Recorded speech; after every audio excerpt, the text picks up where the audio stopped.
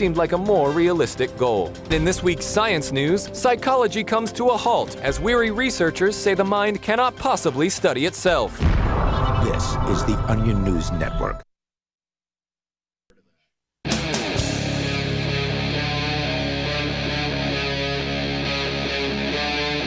Free Talk Live. Free Talk Live. You dial toll free. Bring up anything you want. The number here is 855-450 free like freedom.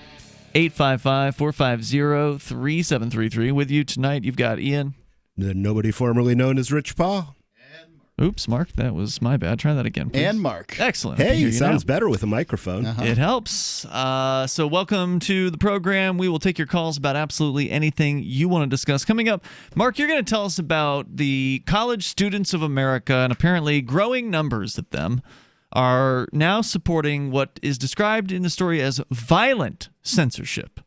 So not just normal censorship of burning books or whatever, but actually just coming up and attacking people, right, for their words. Well, basically. This is basically for people visiting the campus. It's specifically talking about people visiting the campus and speaking. But, and it's not even your words. I mean, they say they want to punch Nazis, but the reality is they define anybody who disagrees with them as a Nazi. Right. I mean, that's the whole Antifa thing. If you say that you want to punch Nazis, pretty soon everybody's a Nazi. Yes. Right? Because it's almost like a variant of Godwin's law. Right. Well, a Nazi, right. A Nazi is becoming common nomenclature, not a National Socialist, but in fact an evil person.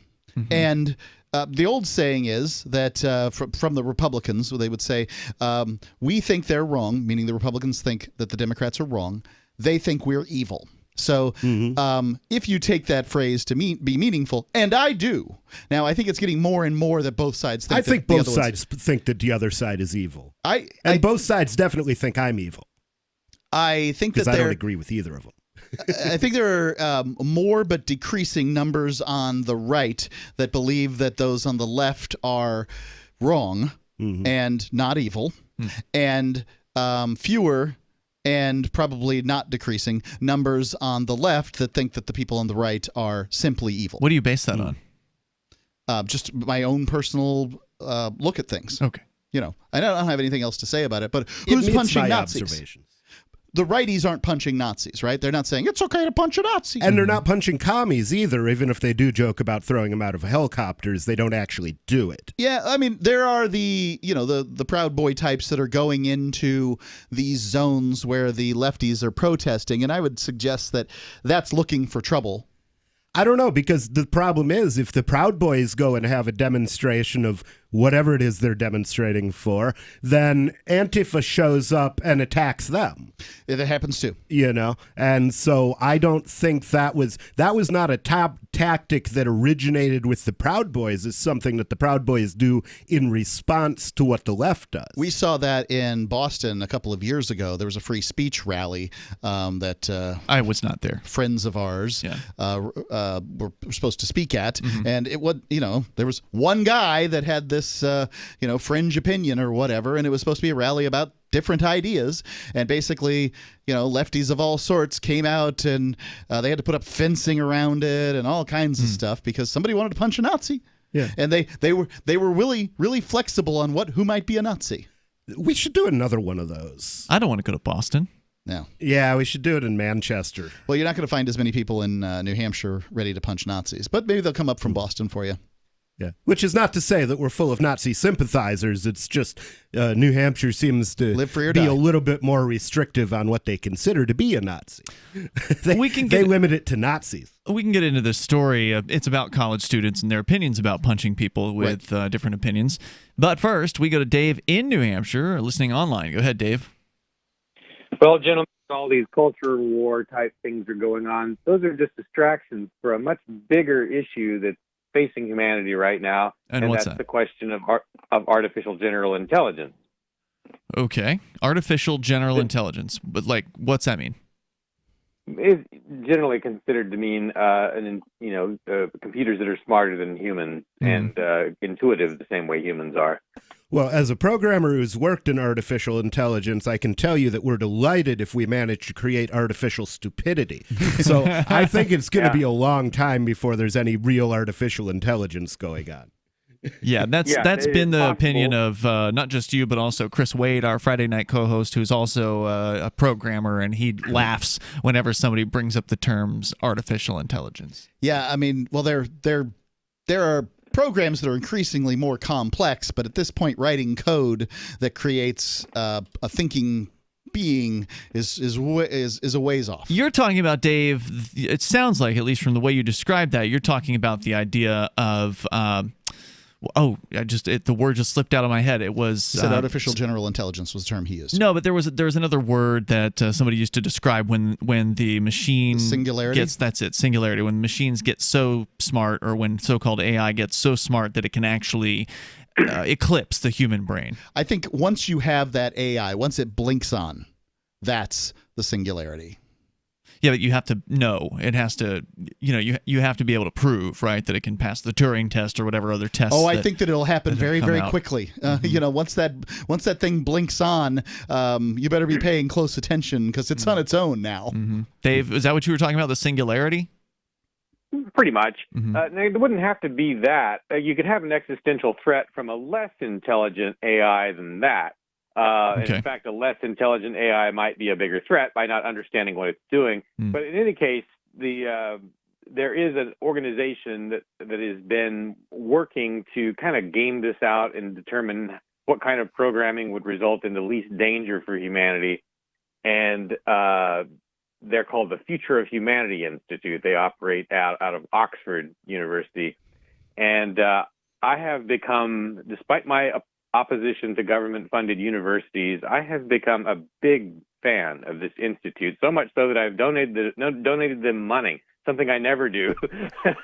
And I recently began a campaign to try to get like mid-level tech leaders to do the same thing. So I guess I've emailed about 8 firms.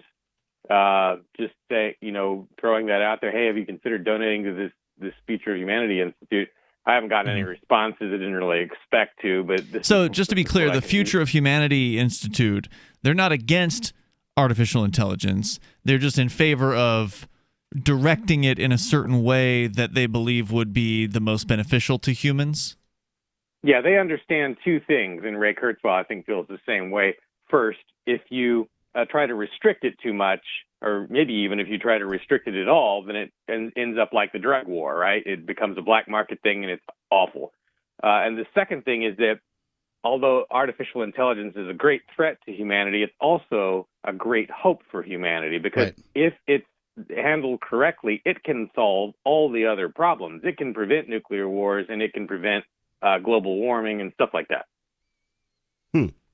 At this point, like AI was this buzzword a few years ago, but now what they're looking at is sort of human brain mapping.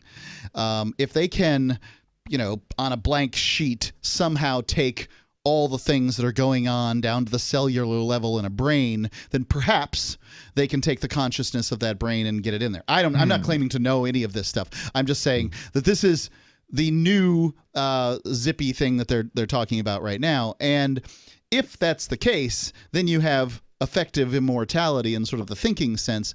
And you could have, say, a fighter pilot just in the plane, right? Like he would just be sort of satellite beamed into the plane, and if the plane gets kaboomed, he goes back up to the satellite and everything's fine. Whereas you don't need this AI thing that they've been trying before. If this works out, and who knows if it will.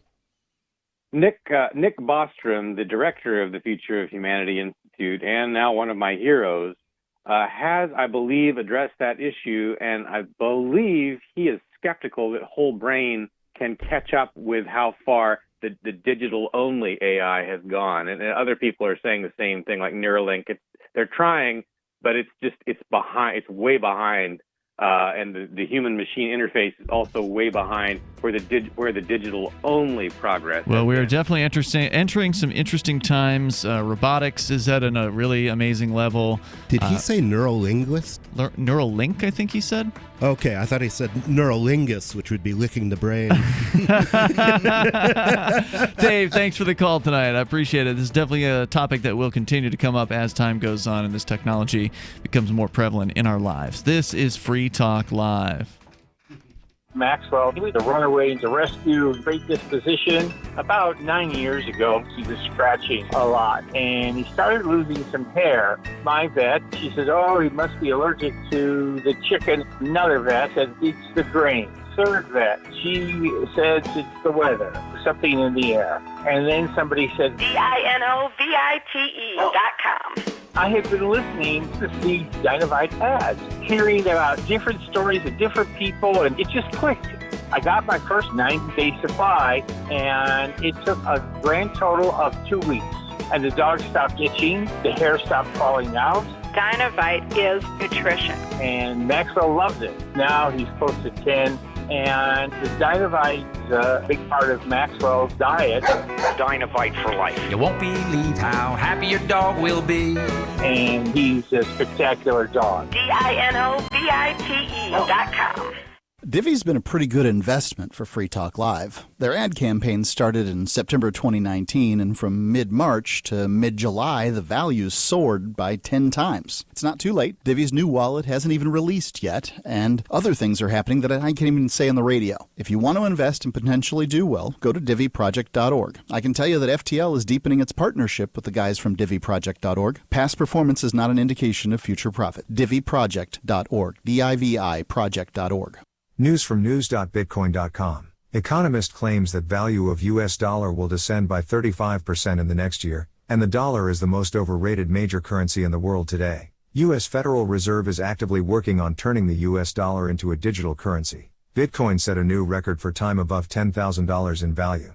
Bitcoin.com is your source for getting started with cryptocurrencies, getting a wallet, buying Bitcoin Cash, mining, and all the latest cryptocurrency news at news.bitcoin.com.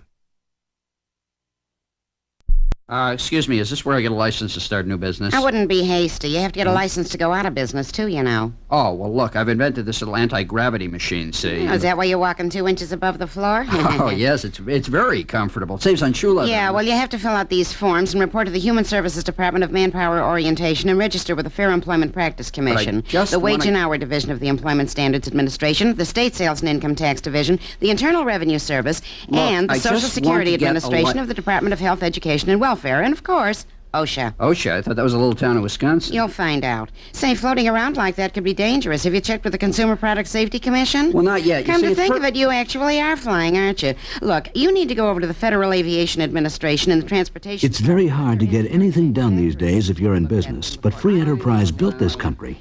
Think what could happen if we don't keep it free. A public service of this station and the Center for the Defense of Free Enterprise, Bellevue, Washington. We just can't have people floating about unregulated, you know.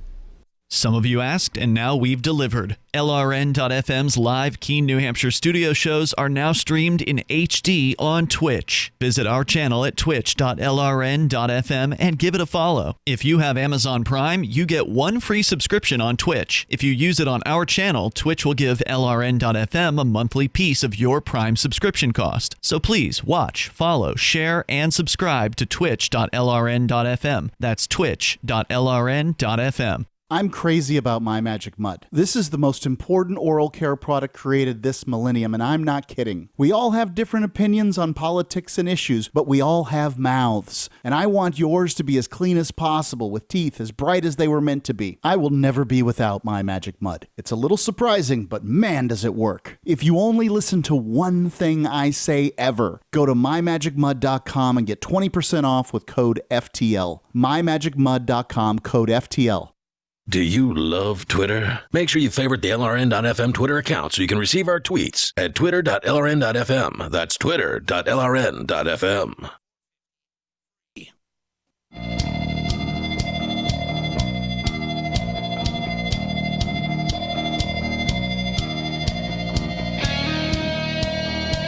It's Free Talk Live. You can bring up anything that you want. Our number here is 855-450-FREE. That's 855-450-3733. Also, I want to tell you about Intercoin. Just as the internet is a global network that connects local networks, Intercoin is a global currency platform that enables communities around the world to issue and manage their own currency to circulate among their local population. Intercoin enables fintech innovation on the local community level, leading to stronger communities, greater sustainability, less poverty, and more productivity. Intercoin is attempting to regain some of our freedoms that are threatened on the internet and in meat space, and we think that's important here on Free Talk Live. So important that Free Talk Live accepted $40,000 worth of Intercoin tokens from Intercoin Incorporated for advertising. If you think freedom is important too, check out Intercoin at intercoin.org. You can invest in this project and potentially make big gains, or just be involved and perhaps shape its future. Intercoin.org. With you in the studio, you've got Ian tonight. Nobody. And Mark. So, Mark, you were going to tell us about this college, some kind of survey or whatever they talk to some college students about censorship and how they're feeling about it. Yeah, well, they're calling violent censorship. So this is from Fox News. Okay. A new poll reveals that current college and university students increasingly find it acceptable to take direct action, including violence, to protest or censor a campus speaker with whom they disagree. The poll, conducted by the Foundation for Individual Rights in Education, you familiar with them? Nope. FIRE? Oh, is that what that stands for? Real Clear Education and College Pulse asked 20,000 students on 55 campuses across the nation questions regarding free speech issues and comfort. The question measured such elements as tolerance, openness, and self-expression. On a question about options for action to protest a campus speaker, the students answered how acceptable it is to remove flyers. Mm-hmm. And I mean, if you'll snatch a flyer off a post, you'll steal a campaign sign. Sure.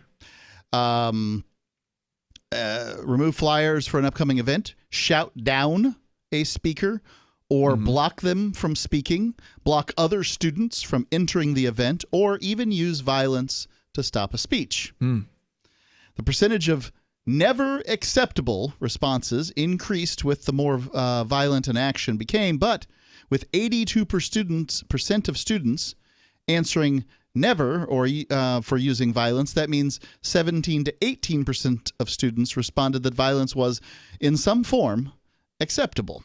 The results show that self-censorship is an issue for now, hold on. Are they considering the taking down of the posters as violence?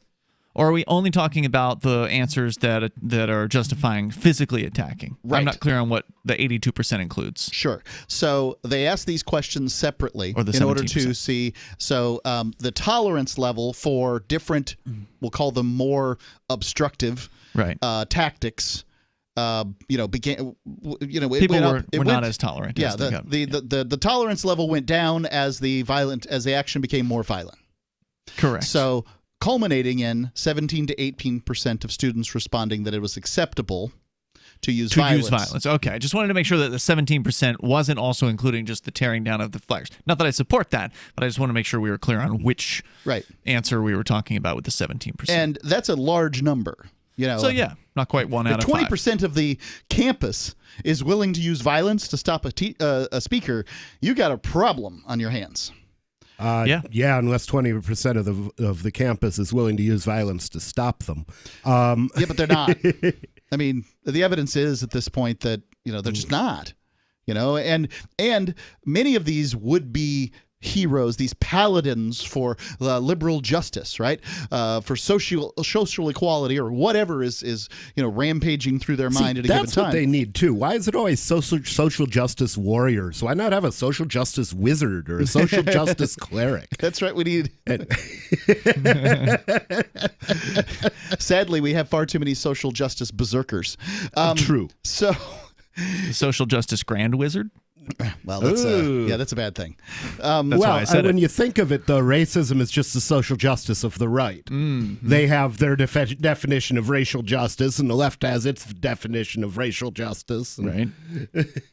I don't know. To me, it's just the best thing is just simply not judging people by the color of their skin, which today is becoming a radical notion. Is it, though? Well, if you listen to the media and the Twitter mob, yeah. Yeah, I don't know how you listen to those people. Yeah, well.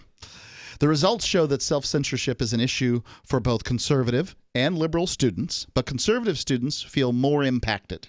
So conservative students are self-censoring more than Meaning liberal they students. are keeping their opinions quiet, That's basically? right. Right. And do they become impacted? Do you have to like reach up and drag their opinions out Every after once in a while. Okay.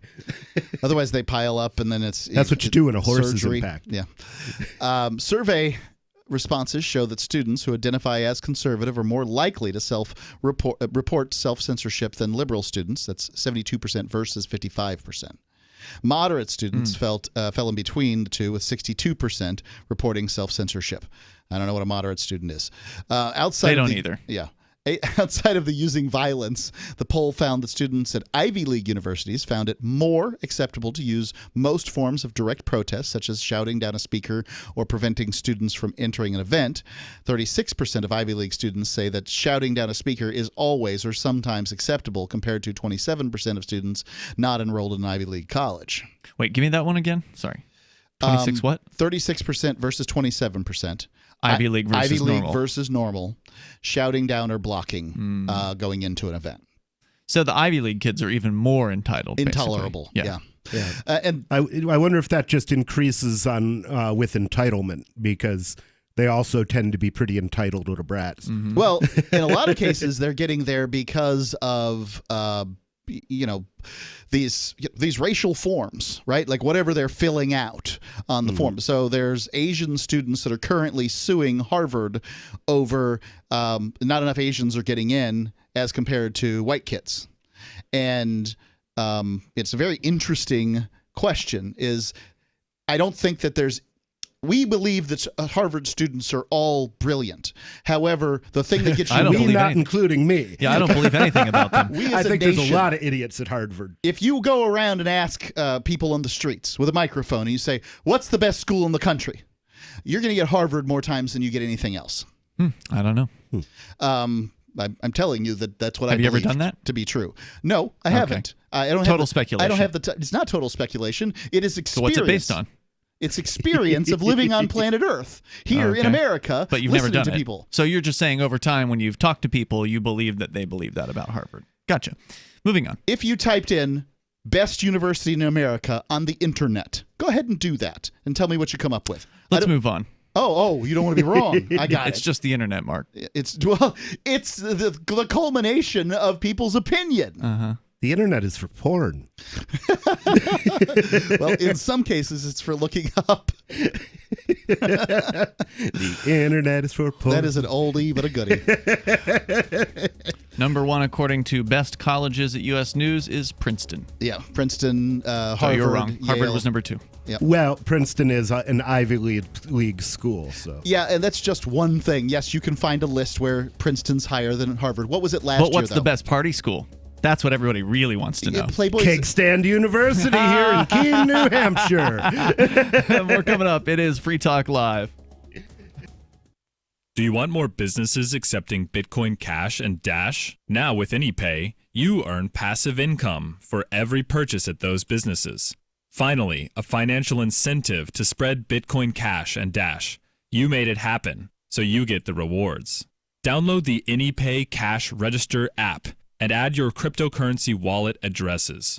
Then install it at a real-life business and tell us what you did at anypayinc.com. anypayinc.com. From New York Times and Wall Street Journal bestselling author Larry Correia comes the latest chapter in the epic military fantasy saga of The Forgotten Warrior, when the Grand Inquisitor perverts the law in his genocidal plot to kill every man, woman, and child in the untouchable cast. Only the traitor, Ashok Vadal, and the Sons of the Black Sword stand in his way. If it's war he wants, it is war he will get. Bain Books presents Destroyer of Worlds. Available September 1st, wherever books are sold. Visit monsterhunternation.com for more.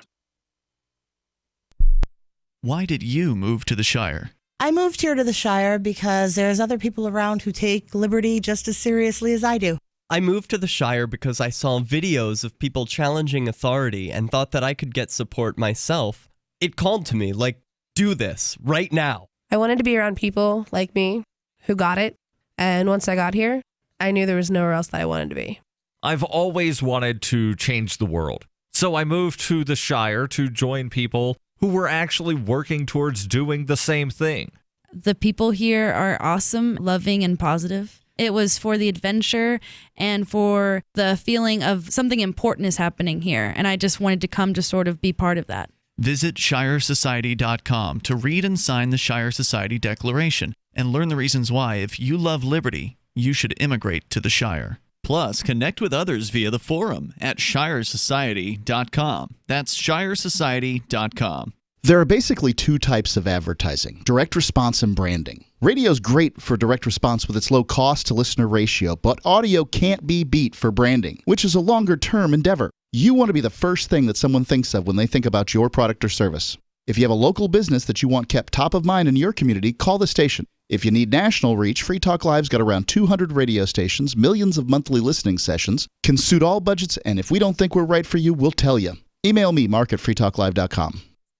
So you've heard all 3 hours of the latest episode of Free Talk Live, and you're still hungry for liberty-oriented audio content? Did you know that we have another 24/7 audio stream at LRN.FM? The Liberty Radio Network airs the latest episodes of some of the best liberty-oriented podcasts on the internet around the clock. In addition to recorded content, you'll also hear live shows like Free Talk Live, originating from our Keene, New Hampshire studio. So listen anytime at LRN.FM. That's LRN.FM. LRN.FM's free-to-air satellite feeds blanket most of 2 continents. It was my goal to put our channel there so people without internet could receive our programs and feed pirate radio stations. As our contract with our satellite provider is coming up for another 3-year renewal, I have to consider calling it quits. It's rare that we get feedback or support from our satellite users. We started a fundraiser a few years ago, and though there are a bunch of great contributors to it, as of this recording, it covers 15% of our monthly satellite costs. Please email lrn@lrn.fm and tell me how you use the satellite feed. Better yet, chip in at fund.lrn.fm. The costs aren't the issue. We can afford them, but why continue something not valued by the market? Want to help? You can join our satellite fundraiser for just $2 a month at fund.lrn.fm. If we raise enough to keep both channels on the air, awesome. If we raise more, I'll add more channels. If not, we can shut them down and go internet only. It's up to you. Thank you for your support. Fund.lrn.fm. You can put the Liberty Radio Network on the air in your area. Visit broadcast.lrn.fm to learn how. Broadcast.lrn.fm.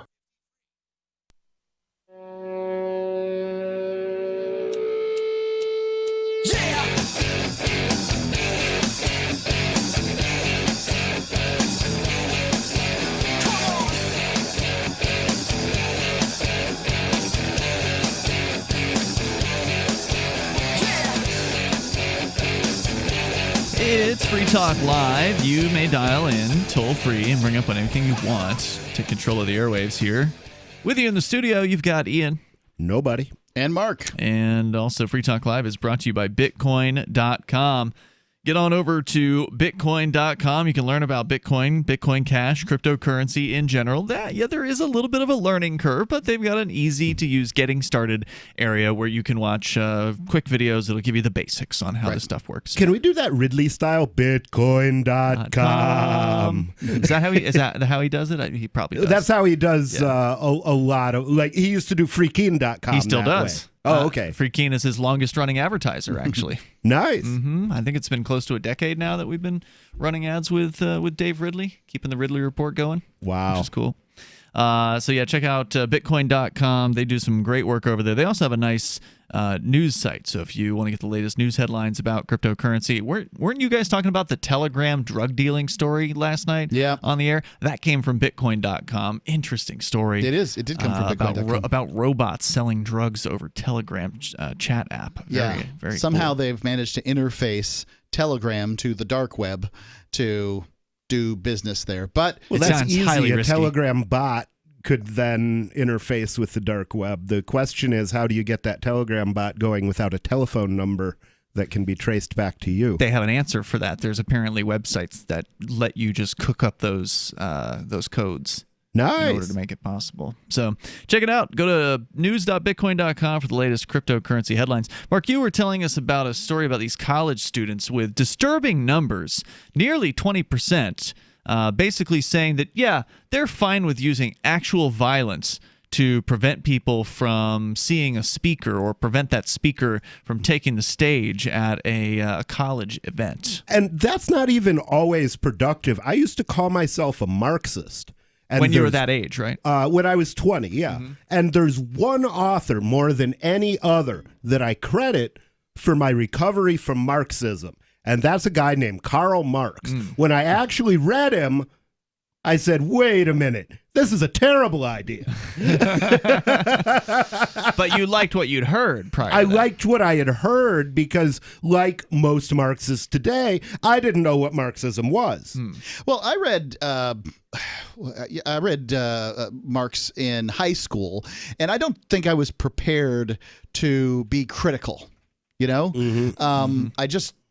I read it and I believed what he said. Today, when the idea that you're going to grow the state into socialism and then once equality or whatever is reached, it will wither away when it is into communism is absolutely the worst way to end a fictional book ever, right? Like somehow this big giant all encompassing government just says, poof, it looks like we're no longer needed here. You know, it's going to create the new socialist man, which, you know, let's try that experimentally. Let's see if we can produce a new socialist man in a laboratory and see if he's a monster, you know, and then see if we want to make the whole human race into them. Yeah, so these people are supporting in 1 out of 5, roughly, not quite, but fairly large numbers, supporting actual violence to stop the opinions of people with whom they disagree. And does it? I know you said you were almost done with the piece, but did they do this study on previous years? Did they happen to go back over a decade and see if this over number some has period changed? of time? But I don't have those charts here. I could look through a little further, but I wasn't prepared. No, I was just wondering if it happened to show that in this particular study. Was it a historic study? Not in this particular article on this particular study, but yes. Because this was big, 20,000 respondents at 50-something schools. This was a large survey. Top schools among the 55 polled with higher scores of overall perceived freedom of speech included University of Chicago, Kansas State University, Texas A&M University, and University of California, Los Angeles, and Arizona State University. So those are the more tolerant schools. Top schools that are more tolerant, but note, none of them are Ivy League. So the Ivy League schools at this point are completely, infested with these ideas of not just liberalism, but violent liberalism. Yeah, well, not liberalism either. Leftism, socialism. Right. Liberalism wouldn't allow for violence, really. Yeah, this is more post. What is it? Post something. That Jordan Peterson talks about, the literature, postmodernism. Okay. Oh. Yeah. Take your word for it. The other end of the spectrum, including Syracuse University, Dartmouth University here in New Hampshire, Louisiana State University, and University of Texas at Austin and DePaul, the study... These are not tolerant places. Yes, very intolerant. Okay. The study concluded that the predominant viewpoint in most campuses is liberal, according to the responses from 44 of the 55 campuses, 80%.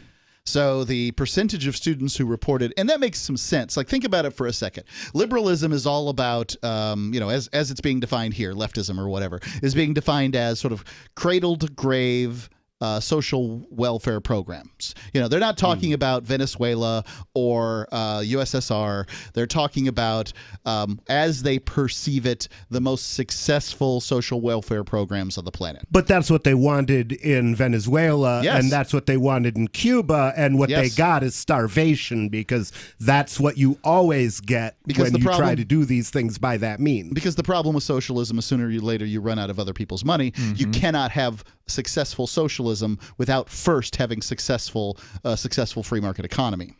Yeah, and those people who are the producers will leave, and that's why you run out of their money. They take off. Right, but, I mean, it makes perfectly good sense that somebody who has lived their entire life being taken care of by their parents and having everything paid for by their parents, and is now currently going to get one of the best educations in the world, paid for by their parents or the taxpayers or, somebody else.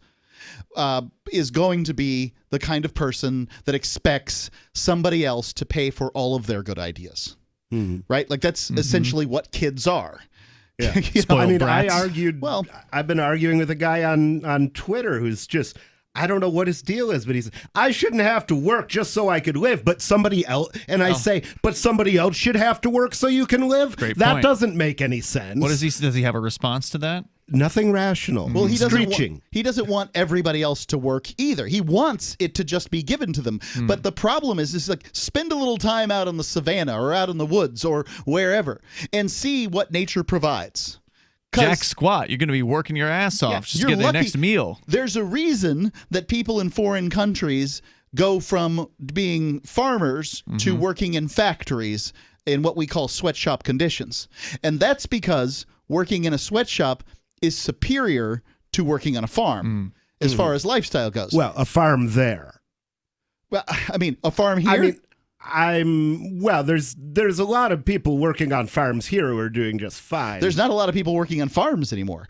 Basically, it's lots equipment. of machines. There are people operate those machines. Not as though, many. And with the aid of the machines, they can make a decent living. Now, there are exceptions, and that's basically areas where everything is being done by illegal aliens. Yes. And, of course, illegal aliens will work much cheaper, and those jobs would have to pay a lot more if there weren't people to do them cheap. The only reason that illegal aliens work on farms in the United States is because it is like the tariffs on food coming from foreign countries make it prohibitive to have a farm in a foreign country. What would be otherwise cheaper? They could just grow food at home and send it here. Having a farm in Texas near El Paso, or having a farm on the other side in Ciudad Juarez. I mean, obviously, you would have better chances of getting cheap labor in Ciudad Juarez, and presumably the climate is very similar. Sure. So all you have to do is get your water from someplace, and presumably you can drill a hole to do that, to go deep enough to get to the aquifer. Again, I'm no farmer in West Texas, but I mean, really the issue is laws are the reason that illegal immigrants come here and work farms. The toll-free number is 855-450-FREE if you want to join us. Maybe you've had an experience with free speech or the lack thereof on a college campus. Whether you're a student or teacher, you want to comment, you're welcome to join us here. This is Free Talk Live.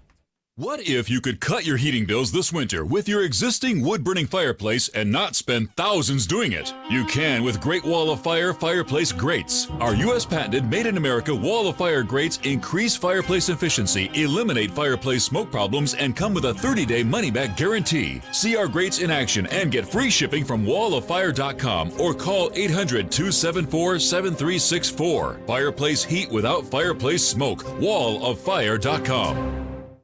Are you ready for what's next? It's likely coming. More food shortages, power outages, grocery stores closed, social unrest. Ask yourself, do you have enough food and supplies on hand to last at least 30 days? Most Americans do not, but you can. Avoid the panic of the last-minute rush. Order your 4-week supply of emergency food today from mypatriotsupply.com. Starvation or dependency on the government are your only alternatives. Avoid those and the pain of being unprepared. Go to mypatriotsupply.com right now. Build your emergency food supply with meals that last up to 25 years in storage, shipped discreetly to your door.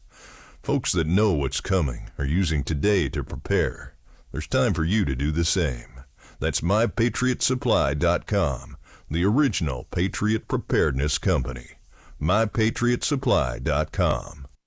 Are you afraid to go to the mailbox because of letter after letter from the IRS? Are they stacking on more and more penalties and interest? By now, you know the problem won't go away on its own. Don't let the IRS chase you to your grave with penalties and interest and liens and levies. You need real help now. I'm Dan Pilla. I wrote the book on tax debt settlement, and I help thousands of people solve tax problems they thought couldn't be solved. I can help you too. Call 800-34-NO-TAX or go to my website, danpilla.com. That's danpilla.com. danpilla.com.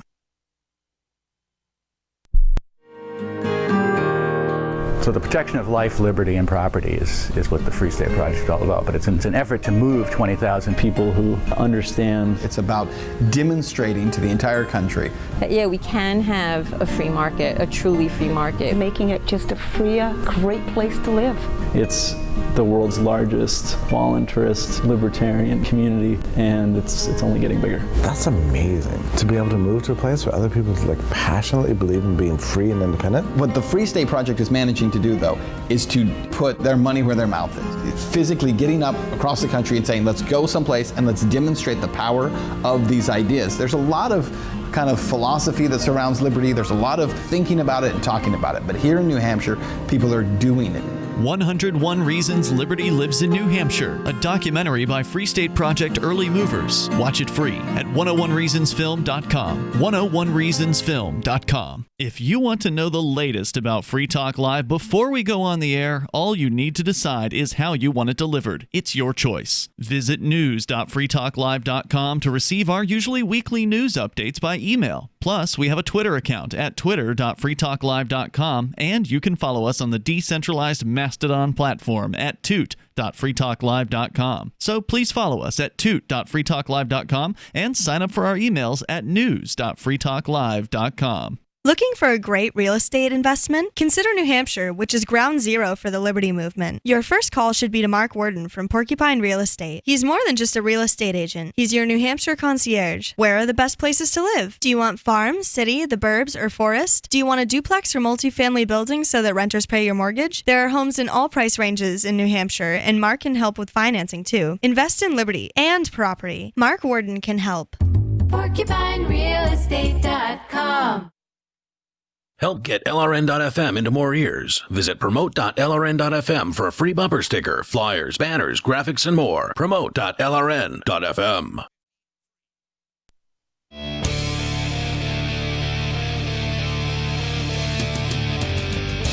It's Free Talk Live. You bring up whatever you want here. The toll-free number is 855-450-FREE. Like freedom, that's 855-450-3733. And you can call us on our Matrix chat server, which is a newer thing that I'm really liking a lot. A lot of people have been testing this server out, and you can get interactive over there. In fact, that's where I pulled up this, it looks like a fundraising letter written by Rand Paul.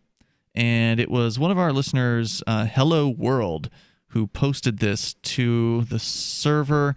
Let me see. This was I've only got page 1 right here, but just to give you kind of an idea of what Rand Paul has said about Donald Trump in a glowing endorsement of Trump, he writes, "Dear Liberty Lover," well, Trump really loves a good glowing endorsement. Yeah, he really likes it. And I wanted to run this by you, Nobody, because obviously you're behind the Joe Jorgensen campaign pretty firmly. So I'm curious to hear what you think about this. Wait a second, aren't I? Are you? Okay. Are you? I'm not on with you often enough. I mean, I don't have a vote because I am a resident of the Commonwealth of Northern Mariana Islands. Okay. But the one vote that was cast in my family was cast for Joe Jorgensen. Great. I don't know what you're doing, Mark. You're barely on the show with me these days, so I don't get a chance to talk to you about it. I believe you should vote for the candidate that is going to kill, in all likelihood, the fewest amount of people. And Joe Jorgensen is a good candidate. But I'll say this about Donald Trump, is I believe he's killed fewer people. Now, he doesn't have a very transparent administration, but I believe he's killed fewer people than any president since Reagan. Yeah. Who didn't kill many. Mind you, people were scared of him, but he didn't kill many. So here's the post, or actually there was a post here. Let's see if I can pull it up again. Here it is. So from hello_world on our Matrix server, which by the way, you can join the chat rooms over on the Matrix server by going to chat.lrn.fm. That's where you get the instructions on how to step-by-step sign up for the server and get involved. And there are multiple rooms. There's one there for Nobody Tells the Truth, and I don't know, maybe 24 rooms I think in total. Probably the majority of them created by listeners just like you. So you get to create your own rooms there. Nobody likes the Matrix server. I really like it too. So, Dear Liberty Lover writes, Rand Paul. He says, recently, President Donald J. Trump asked me to become co-chair of Liberty Lovers for Trump.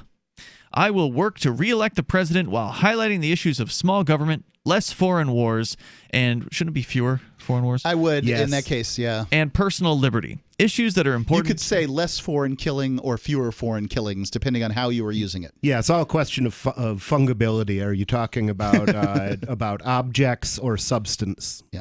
Issues that are important to liberty lovers like you and me. I don't agree 100% with anyone in Washington, but I've come to truly appreciate President Trump's foreign policy. Not only has he shown incredible restraint, he has worked relentlessly to roll back foreign intervention and cut our spending abroad. President Trump and I share the same view. We should spend American taxpayer money on our nation, not on rebuilding faraway lands. See, I mean, the thing is, Ron Paul, this guy's dad, said it. We just marched in. We can march just out. march out. And I'll tell you what, if Trump had done that day one, I would be voting for Donald Trump. Good point. And he didn't. Well, yeah, I mean, so what I would say to that is that while I agree completely with that statement, and remember what my family, the vote that my family cast here was for Joe Jorgensen, but I do not downplay the success that I believe that Donald Trump has had in foreign policy. I trumpet it.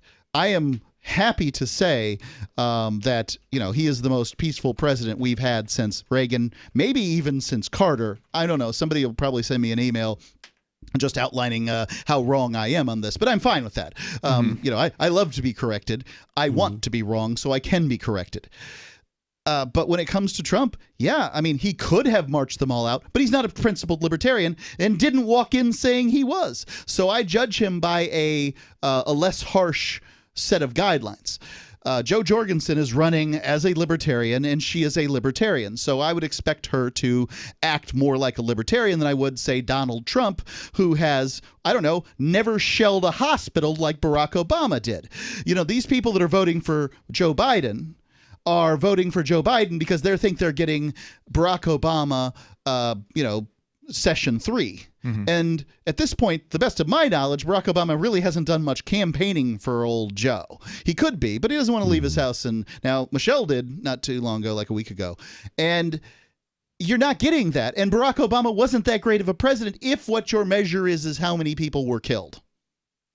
Now, and if you consider killing people to be bad, if you're judging them by body count and you like body count, Obama was right up there with the best of them. Yeah, I don't think he reached the number that Bush had, but certainly if you're looking, there was a lot of drone bombings, whereas Donald Trump, you have to kind of go pretty far in so much as you'd have to say that the weapons that he sold to Saudi Arabia, knowing that they are likely to use them in Yemen, that he's responsible for all of that. And well, he's certainly responsible for that to a great extent, and also his failure to speak up about that. Yeah. And to say, I think that U.S. this presidents, is wrong. Yeah. And you also have to keep in mind that he has had a constant money pipeline into Israel. And he loves Trump has, you mean? Yeah, and so we're paying for Israeli apartheid. Mm-hmm. Yeah, I really don't think that. I don't understand why the United States gives money to Israel. The reason is because there was this guy named Epstein who didn't kill himself, and he got a whole lot of blackmail videos on pedophiles, and a lot of those pedophiles are in the U.S. government, and he was working for Mossad. So connect those dots. Yeah, maybe allegedly working for Mossad. We don't know. I'm pretty sure he was working for Mossad, considering that his partner was the daughter of an acknowledged Mossad agent. And also, you have to ask yourself, what happened to Epstein? And personally, I think he's sitting on a beach in Tel Aviv right now because he got extracted from that prison. It's certainly a possibility if you had the kind of money that supposedly Jeffrey Epstein had, and there's no evidence at this point that he didn't have that kind of money. It wouldn't take too many millions of dollars to get a few guards to look the other way while you were drove in a van to a private airport and jetted out of the country. And it took almost nothing to get him out of the stuff in Florida, because what did Jim Acosta say? I was told he was an intelligence asset and this above was the my paid grade. Wasn't this the prosecutor? This was the prosecutor who became Secretary Secretary of Labor under Trump. Now- And nobody ever asked him who told him that. Why?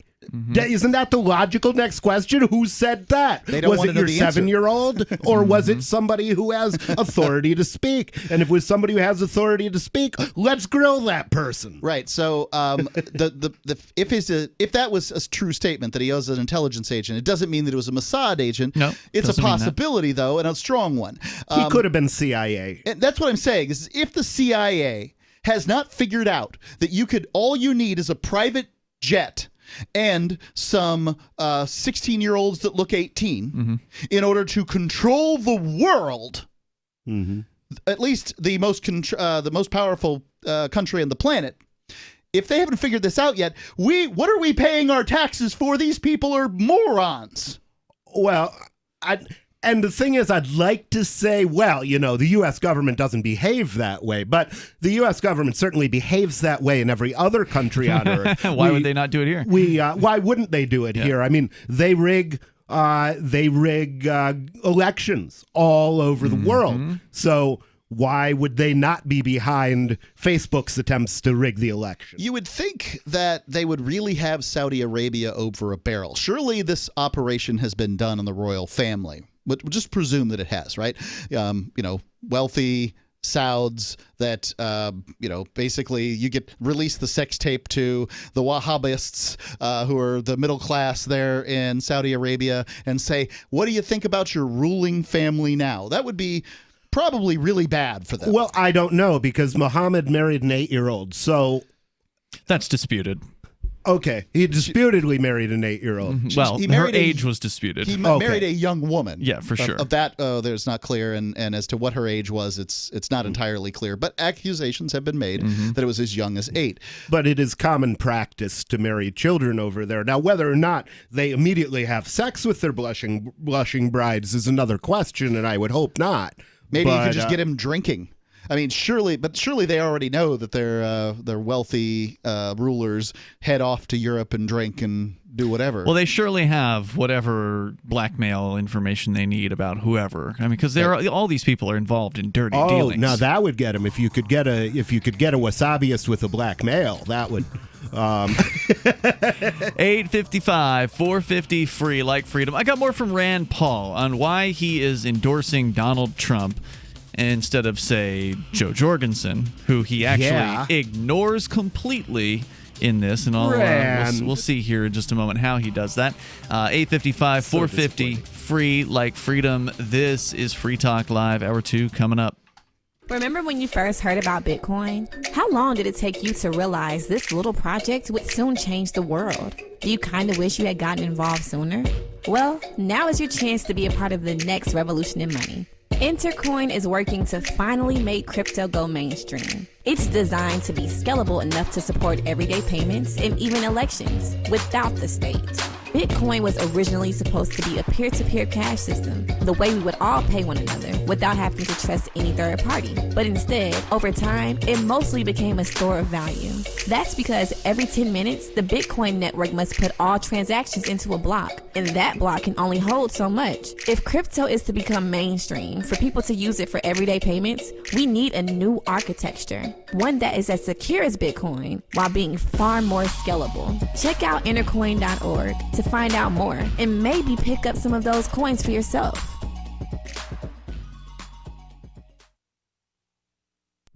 Are you tired of governments around the world killing innocent people? Stop using their money. There is an alternative. Bitcoin is a stateless, free market, non-political currency. Bitcoin is money that cannot be inflated or controlled by any state. By continuing to use their money, you're perpetuating the killing. Stop doing it. You have an incredible alternative available to you now. Learn it, use it, spread it. Get started with Bitcoin at Bitcoin.com. It's Bitcoin.com.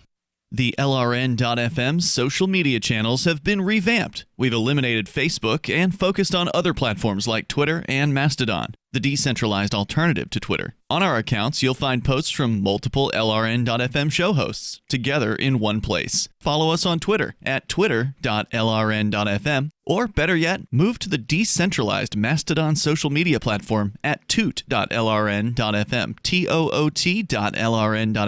I think you'll like it. You're listening to the live edition of Free Talk Live. Hour number 2 is next after the news here on the Liberty Radio Network at LRN.FM. A party split. I'm Lisa Lacera, Fox News. As coronavirus stimulus talks are stalled, President Trump and Senate Majority Leader Mitch McConnell appeared to disagree on the amount in the bill. The president said this morning he's willing to go higher. McConnell is not, and he said, I prefer that we only do one more rescue package.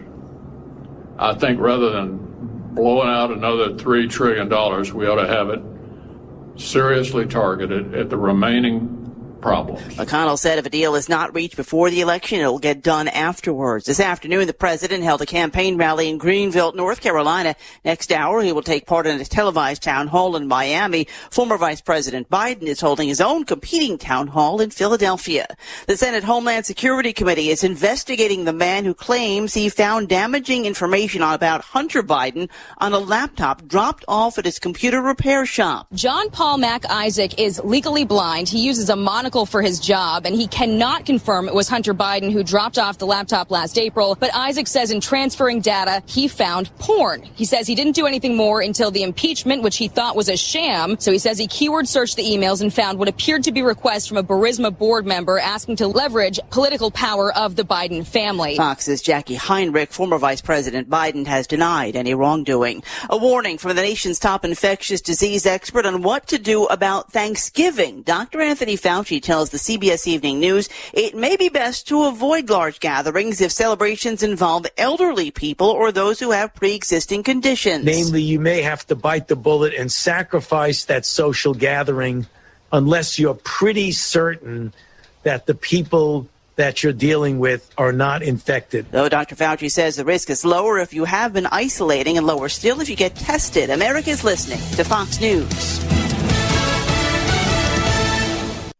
For over 20 years, millions of customers have trusted Blinds.com to update their homes. Because Blinds.com makes it easy to get custom blinds that'll give your windows a high-end look without the high-end price. Whether you like to DIY, need design help, or prefer measure and install services, they do it all with easy online ordering and free shipping right to your door. If you're unsure, know that Blinds.com has over 30,000 five-star customer reviews, and they guarantee the perfect fit for your windows, whether you do it yourself or have them measure and install everything for you. Right now, shop Blinds.com's fall savings from home with easy online ordering and free shipping right to your door. See photos from real customers to get inspired and enjoy special savings on all top quality blinds, shades, interior shutters, and more. Plus, pay over 24 months at 0% APR on qualifying purchases with PayPal Credit Easy Payments. Ends January 31st, 2021. As of September 1st, 2020, new PayPal credit accounts have a variable purchase APR of 23.99% that will vary with the market based on the prime rate. Minimum interest charge is $2, subject to credit approval. Visit Blinds.com/PayPal. Other rules and restrictions may apply. Scientists from around the world are warning against the herd immunity approach to handling coronavirus infections. The open letter, signed by 80 researchers from around the world and published in the medical journal The Lancet, says there is, quote, no evidence for lasting protective immunity from the coronavirus following natural infection. Herd immunity is the approach of allowing a large, uncontrolled outbreak in a low-risk population while protecting the vulnerable, an idea embraced by the White House. The scientists who wrote the letter represent fields including epidemiology, public health, infectious diseases, and others, and say, quote, herd immunity when dealing with COVID-19 is a dangerous fallacy unsupported by scientific evidence.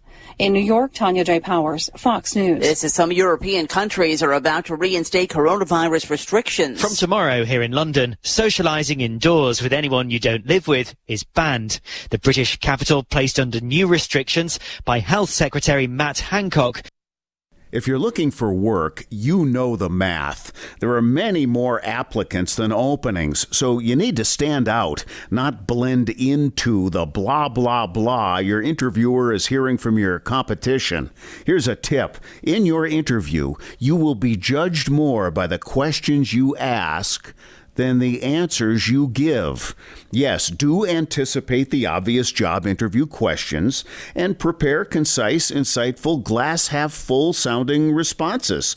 And you should interview your interviewer. Seem genuinely curious about what will help get results. With money and attention so scarce now, effective communication skills have never been more important. You want to cut through the clutter.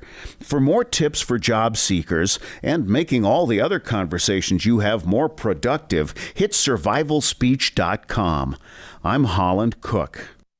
Reflecting on the persistent troubles it caused his sibling during childhood, local doctor Daniel Barrett told reporters this week about his average-looking brother, Kevin, who first inspired him to be a cosmetic surgeon. As a kid, I remembered thinking that there was nothing I could do for Kevin. Watching someone you really love and care about suffer from a weak jawline or unsymmetrical features, it had a major impact on me. And in this week's local news, a community theater gives the part of Blanche Dubois to Kathy Hamilton.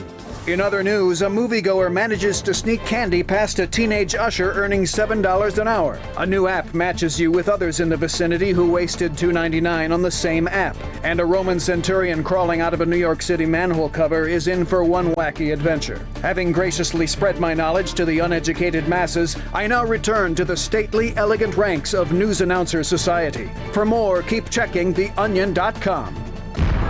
This is the Onion News Network.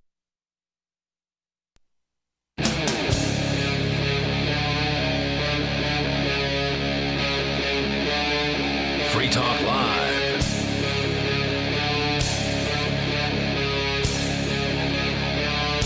This is Free Talk Live. We're kicking off the second hour of the program. You can join us here. Toll-free number is 855-450-FREE, like freedom. That's 855-450-3733. Joining you here in the studio, it's Ian. Nobody. And Mark. We also can have you call us on our new Matrix chat server. You can go to chat.lrn.fm, get the step-by-step instructions on how to join there and how to call in via that method. And if you do that, you'll sound almost like you're sitting here in the studio with us. And that sounds great. So check out chat.lrn.fm. We're sharing with you a letter that was apparently written by Rand Paul. The letter, it does have at the bottom, paid for by Donald J. Trump for President, Incorporated. So apparently Rand Paul wrote the letter. Donald Trump's campaign, or whoever that is, paid for it to be sent out. Okay. They're working together on this. He says that Donald Trump asked him to become the co-chair of Liberty Lovers for Trump. And then he goes on to explain that, while he doesn't agree 100% with anyone in Washington, he applauds Trump for what he describes as his incredible restraint showed in foreign policy. He says, while the media would have you believe that President Trump is a tyrant who has unleashed war around the globe, nothing could be further from the truth. President Donald Trump inherited disastrous conflicts in places we should have never gotten ourselves involved in the first place. I applauded Donald Trump, or President Trump, for being the only person who agreed with my position that going into Iraq was a mistake. Today, I presume he means in Washington, D.C., in the federal government. Yeah, many of us agreed with you on that, Rand. Right. Today, I stand with President Trump against both sides of the political aisle who wish for us to remain in Afghanistan after almost 2 decades.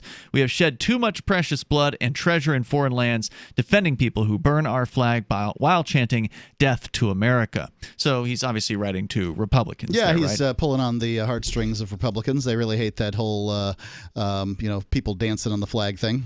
Right. And so, again, talking about withdrawing from Afghanistan, Trump was in the news recently for this, and it was actually Rand Paul's tweet that somebody posted on our Matrix server that brought my attention to it, tweeting that Donald Trump had announced, I think within about a week ago, pulling out of Afghanistan, that the U.S. government will be pulling out of Afghanistan, I guess fully was the intention as I understood it, by Christmas time. So, and then further, the White House official channel, so it came from Donald Trump's personal channel, and then subsequently, I believe the next day, the official White House channel made a similar announcement. They said that it would be by the end of the year. So Christmas and the end of the year are pretty close to each other. Yeah, 1 week out. Yeah, I don't really trust people who promise they're going to do things right after the election. Why don't you do it now, Donald? Yep. Then I'll agree with you. Because it's hard. Well, it's going to be hard to do it after, and after I mean, you're not going to get a loan of a vote from me based on a promise. So if you want me to vote for you based on something, you better do it and then let me see it. I agree with nobody. It is not persuasive to say it'll be later, but that said, it was an interesting political move. What's move. Persuasive about it is that he has demonstrated himself to be the most peaceful president in decades up to this point. That's true. Therefore, I mean, if he had been like the rest of them and then saying that he was going to get better somehow, then I would be less likely to believe it. Well, but there's always the possibility that he'll come out in December and say, well, I wanted to do this, but then my general said I can't do it. And Think of Barack Obama and shutting down Gitmo. Yeah, I mean, he promised that for 8 years.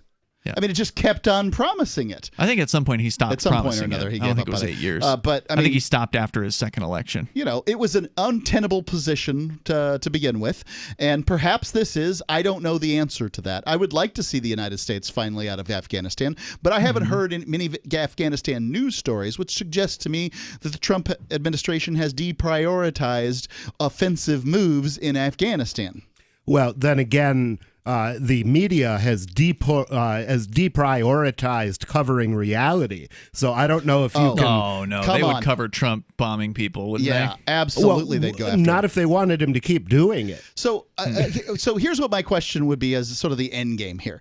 I support Jo Jorgensen and her campaign, and I hope she wins. But I don't hold out much hope for that possibility. If you're a libertarian running for president, the odds are heavily against you. Right. So if I had to pick between the two of these candidates, I again, like Rand Paul, I don't agree 100% with anybody in Washington, D.C. My most important factor is always foreign policy and the amount of people that's going to be killed by a given president.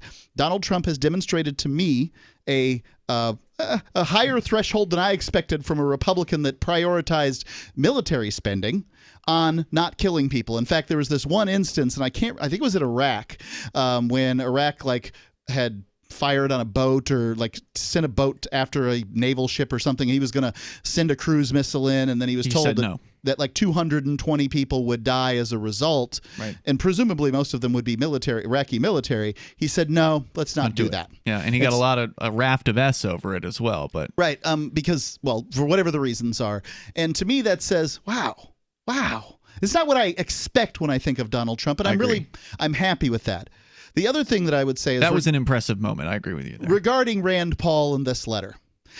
Rand Paul is certainly more of a political strategist than his father is. And I know that can be upsetting to some libertarians, you included, Ian.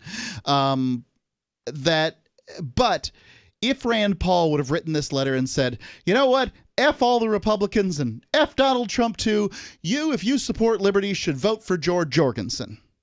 I don't think the result would be that Jo Jorgensen got elected. God, of course not. Why would one letter make a difference? Whereas, if Rand Paul wrote the letter that says, I think, while I don't agree with him completely, Donald Trump has demonstrated a commitment to peace and blah, blah, blah, and a few other things. So I endorse the Donald Trump campaign. That may, in this contentious and narrowly contested election, it may make the difference in Donald Trump getting elected or not getting elected. And from Rand Paul's point of view, the long game is what's important to him because he's playing a political strategy here as opposed to... It seems unlikely one letter is going to have any kind of significant effect. Are you saying you think he would recruit enough libertarians from voting for Jo Jorgensen to switch to Donald Trump? I think that's probably what he's trying to do. That there are libertarians who are choosing not to vote and libertarians who are choosing to vote for Jo Jorgensen and trying to get them to vote for Donald Trump. I got to say, I agree with nobody. If Trump actually would withdraw the troops immediately rather than putting it down, kicking it down the road to the Christmas season, which is politically strategic for him as far as, he can get reelected and then cancel his plans. On the other hand, What if half the troops pulled out of Afghanistan. Well, some amount of them already have, from what I understand. But all right, so every not American... really. They were moved to Iraq, is my understanding. Okay. So, I mean, is that unacceptable? I don't know what's acceptable. He needs to pull them out beforehand, and if he really wants to get some votes. Unfortunately, a lot of people, I think, are going to be rightfully skeptical, even though if I were betting on this, I would bet that he will do it. And it was off the air that we had Peakless Mountaineer, our Sunday night co-host, was chatting with us the other night in the studio kitchen here about his theory about Donald Trump, and that is that Trump is not a power seeker, and that he's not one of the VIPs, meaning that he's not one of the like pedophile elite types, so they don't have that over his head, basically, that somehow he was able to win the election without being one of them. He's sort of in the club, but he's not at the top level, basically, is the idea. And that's because he's not a power seeker, so they can't get that same sort of dirt on him. But he is what he says is a fame seeker. That's why he wants his name on all these big buildings, and he wants, Trump everything, Trump everywhere. And so if he's seeking fame, then he's more likely to do things that will sort of ensconce him in this position of the greatest president, right? Or like a noteworthy president, people that, maybe the last president, right? The one that they're not going to forget. And so he would want to have under his name the troops removed from Afghanistan. If that can be done during his presidency, then that would be a major thing for him to differentiate himself from the rest of them. He's the president. He would be the president who got them out. And even if he loses the election, he could still get them out, right? So if Biden wins, he's still the president in December and can pull all those troops out. So it's kind of an interesting move, and especially because the liberals Biden would hate that. Are freaking out over this. The media is freaking out. They're saying, oh, the Taliban supports this. This is a problem for the peace talks. We can't pull out the troops. So he's made the liberals, once again, look pro-war by doing this. They are. Maxwell, he was scratching and losing some hair. My vet, she says, oh, he must be allergic to chicken. Another vet said, eat the grain. Third vet said, it's the weather. Then somebody said, DINOVITE.com. It took 2 weeks, and the dog stopped itching, the hair stopped falling out. The Dinovite is a big part of Maxwell's diet. You get some Dinovite, how happy your dog will be. DINOVITE.com. Did you know you can support freedom of speech just by visiting shop.freetalklive.com? You'll see links to Walmart, Love Java, Newegg, and more. Every day, Free Talk Live is at the forefront of the liberty movement as the biggest liberty-oriented talk show in the world, giving you a platform to be heard on any topic. Get listener-only specials without doing anything other than an extra click. Visit shop.freetalklive.com. Use the links and buy what you'd be buying anyway. Take action now. Save and support freedom. Visit shop.freetalklive.com. It's shop.freetalklive.com. Join liberty-minded voluntarists, anarchists, and libertarians from June 28th through July 4th for ForkFest 2021 at Rogers Campground in the beautiful White Mountains of New Hampshire. ForkFest happens the week after the Porcupine Freedom Festival, and ForkFest is decentralized, which means no one is in charge. That also means there's no ticket cost. Just reserve your camping, RV site, or motel room with Rogers Campground for June 28th through July 4th. Where better to celebrate Independence Day than around other freedom-loving activists in the Shire? You can relax and enjoy the camaraderie of like-minded people, or you can create whatever experience or event you'd like others to have. If you're planning an event for ForkFest, be sure to let others know in advance. You can connect with fellow ForkFesters via the unofficial Telegram chat or the ForkFest forum. Links to those are on the unofficial website, forkfest.party. Mark your calendar for June 28th through July 4th, 2021. We'll see you at forkfest.party. Free Talk Live. So when talking to a liberal, you have to be politically correct. But when talking to a conservative, you have to be patriotically correct. Yeah, it's funny how conservatives forget while they're making fun of liberals and how triggered they get over, social issues. But if you don't stand up for the Pledge of Allegiance or the national anthem at a hockey game or something, you might get some glares. You might get some people really upset. I actually had somebody tell me when I was at the State House last week, you should really be standing during the pledge. No, I shouldn't. I don't pledge allegiance to things that don't, give some kind of reciprocal I'm a slave protection. To a piece of cloth. This is my stupid brain-dead life. Amen. Free Talk Live, 7 nights a week from 7 to 10 Eastern, live on the Liberty Radio Network at LRN.FM. There are lots of ways to listen to Free Talk Live. Our podcast has been around since podcasts began, and now the FTL feed is loaded with content besides our full show archives. Did you know that we make it easy for you to customize your podcast subscriptions? We have different feeds, one that includes only our full shows, one with just the Daily Digest, and our main feed that includes everything. You decide what you listen to. It's quick and easy to customize your feeds at feeds.freetalklive.com. That's feeds.freetalklive.com. So you've signed the Shire Society Declaration and are planning your move to New Hampshire to be around more liberty-oriented people. Next, sign up for the Shire Society Forum at forum.shiresociety.com. There are a bunch of people there who are already in the Shire, and they want to meet you. If you're already in the Shire physically, you should also come by the forums. Remember, not everyone uses Facebook. New people are signing up for the Shire Society Forum every month, so drop in and say hello at forum.shiresociety.com. Some of our live shows are streamed in HD on Twitch. Please follow and share at twitch.lrn.fm. That's twitch.lrn.fm.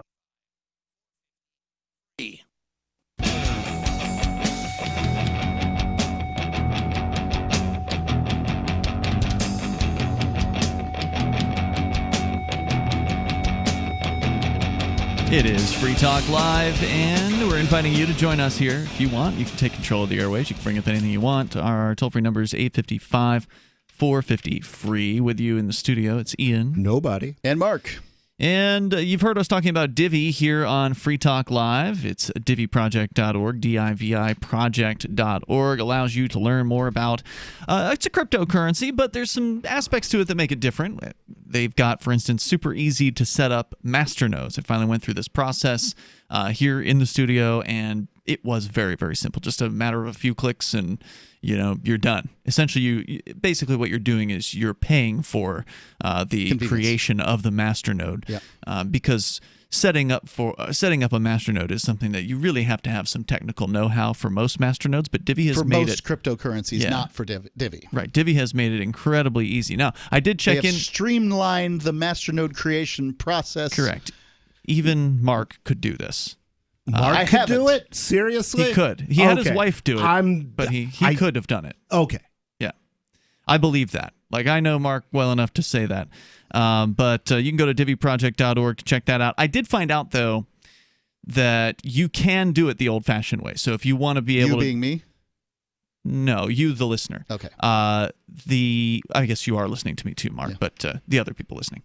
If you wanted to set up an old-fashioned style masternode, like where you do it all yourself, you can do that with Divi. You just need to talk to them, and they'll give you the instructions on how to go about that. But they wanted to make it so the average person could get into masternodes, and they've done that. It's very successful, I would say.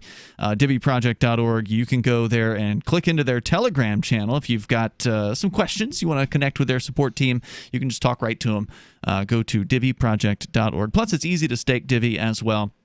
And you can buy Divi at several exchanges or just get it directly, as they call it, over the counter from the Divi team. Once again, it's diviproject.org. Yeah, that probably gives you a higher level of privacy, too, if you do OTC by contacting them. Sure, and it won't pump up the price on an exchange if you make a large purchase. Yeah. So that's a smart move. Going back to the letter from Rand Paul on behalf of Donald Trump, saying that he applauds Trump for being the only person, presumably in D.C., who agreed with Paul's position that going into Iraq was a mistake. And he says he stands with Trump and against both sides of the political aisle who want the government to remain in Afghanistan after almost 2 decades. So, again, Trump promising to remove the troops from Afghanistan by the end of this year. He says, "I applaud our president for having the fortitude to leave Syria. I wholehearedly agree with his decision on cutting our presence in Germany. Why are we still in Germany after all these years?" It doesn't make much sense. NATO would be the answer to that. Now, when he says cutting our presence, that sounds to me like he's only taking some troops out. I haven't heard anything about this. Have you heard anything about this Germany thing? Do you know what's going on? I've only heard him ask those questions, is why are troops in Germany? But it sounds like he's cutting the presence, so I don't know by what amount the presence is being cut. Is it 50%? Is it just a fraction? So if you know anything more about the Germany situation, would love to hear about it because that's the first I've heard, especially after these nations refuse to pay their fair share to NATO, he says. President Trump understands we must put America's needs first, not Afghanistan's. I agree with him, and I hope you will too. Let me ask you this, Ian. While I am no proponent of military spending, what if there was this overarching organization? NATO might be the stand-in for this. I haven't read, I don't know what the entire NATO treaty is or anything like that, but let's presume it's basically a military contract. Let's say that NATO is modified in some way, or maybe this new agreement, I can't remember what it's called, but it's between Great Britain, Canada, Australia, and New Zealand is going in. So what I'm talking about is a sort of super federal agreement. This agreement says, all right, we take all of these nations' military, put them into one big pot. Sounds bad. That military becomes that super federal's military. So at that point, Sounds terrifying. Any troops that say U.S. troops, because they're not U.S. troops, we'll just call them NATO troops, that are in Germany are no longer on foreign soil. They're on domestic soil because it's all part of this one super federation. And then that would be by far the largest, most powerful organization. The second thing sounds terrible. that this organization does is that it has free trade, free movement, all within it. So there is no way. Like European Union, kind of. That's the Shenzhen zone. But yeah, it has that kind of feel to it. Is it free trade if they regulate absolutely everything? Because that sounds like the opposite of free trade. Yeah, I would say that no. That free trade, meaning like free trade between the states, the United States. I thought you said it would be free trade between these different nations. Right. It would be like that. So the United States federal government is a federation, not a government, right? It's not a state. It operates like one, but it isn't one. Okay. Well, I mean, if a rose smells like a rose. I gotcha. We could go down that path as far as you'd like. Okay. But the states, the organizations claim the monopoly privilege that have come together. These are the most powerful organizations, supposedly, according to the Constitution. They came together, 50 of them, and said, we have an agreement. And you're able to travel there, and you're able to, like, I can do business in California. Nobody really says anything to me about it. We haven't talked about that. Yeah. What's that? I don't know. Anyway. He would say something to you about it. Go ahead. Yeah. So if in this new super federal zone that I'm talking of, would that be worth it if we had sort of... No, it's a terrible idea. Why is it? Because it's centralization of power. In the same way that the European Union was a terrible idea, in the same way that the United States was a terrible idea, combining 5 different countries' militaries together is also a terrible idea. Well, if you at this point, that's what you've done in the United States is I you've didn't combined do it. the combined 50, the militaries of 50 countries into one. Terrible idea. Look at how it's worked out. I mean, you've got the world's most dominant military force that kills if what you got millions out of of it innocent people was an agreement to have a, say, more liberalized, and by liberal I mean sort of historically liberal term, not what Rush Limbaugh calls liberal, more liberalized government, free trade, and okay, well, no free one's proposing that, and that's not being proposed. But that's never going to be proposed. And further, nor would it ever happen. Right now, but not, it would never happen that you would have more freedom in a place where you have an even larger government than you've ever had before. You have an even more powerful military than you've ever had before. What in the world would make you think you would get more freedom out of that deal? Because I think that all nations would at some point be pressured to join it. So now you're talking about a world government. I think that if a world government was limited by constitution to simply... How's that worked out? Is the United States government limited by a constitution? I mean, have you forgotten everything you've learned? The Constitution has either authorized such government as we have had or has been powerless to prevent it. Do you think that if you two were given the opportunity to rewrite the Constitution, that you could make a better I'd tear it up. I could make a better one, but it wouldn't be good enough to work in the long run. Yeah, they don't follow these things, Mark. It doesn't matter what you write down. I mean, haven't you figured this out yet? I'm surprised I'm hearing this from you. You think you can make more freedom by making a bigger government? I'm asking questions. Well, look, government is an inevitability, right? No, I wouldn't say it is. In the same way that slavery at one time people might have said that about slavery. Slavery is simply a form of government. Okay? I mean, it's a person telling you what you're going to do. That, for the most part, most people have rejected at this point. It's a tyrannical form of government that, thank goodness, has gone away. And hopefully we will get people to realize that all government, all states are tyrannical forms of government. States and governments aren't the same thing. They basically are. And we don't, unless it's voluntary, in which case we don't have that yet.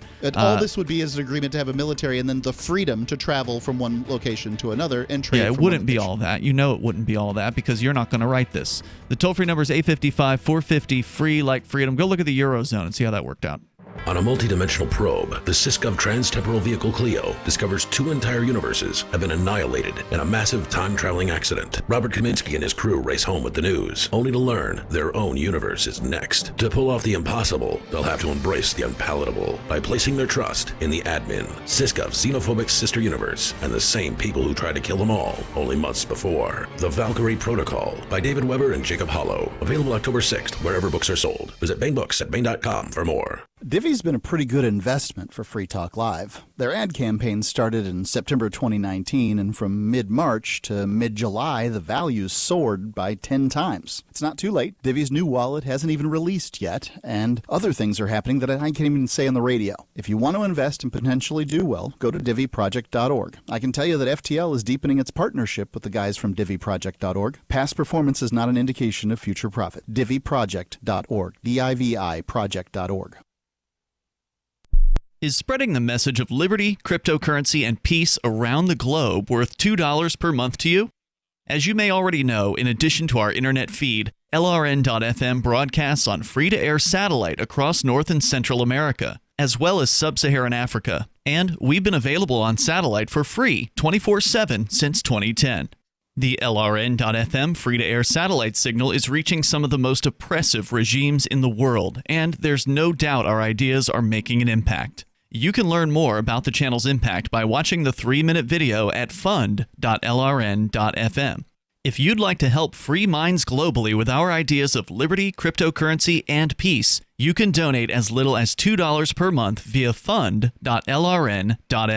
You can help us continue and expand our satellite broadcast to multiple continents. Visit fund.lrn.fm today, and thank you for your help. Don't forget to share the link on social media. That's fund.lrn.fm.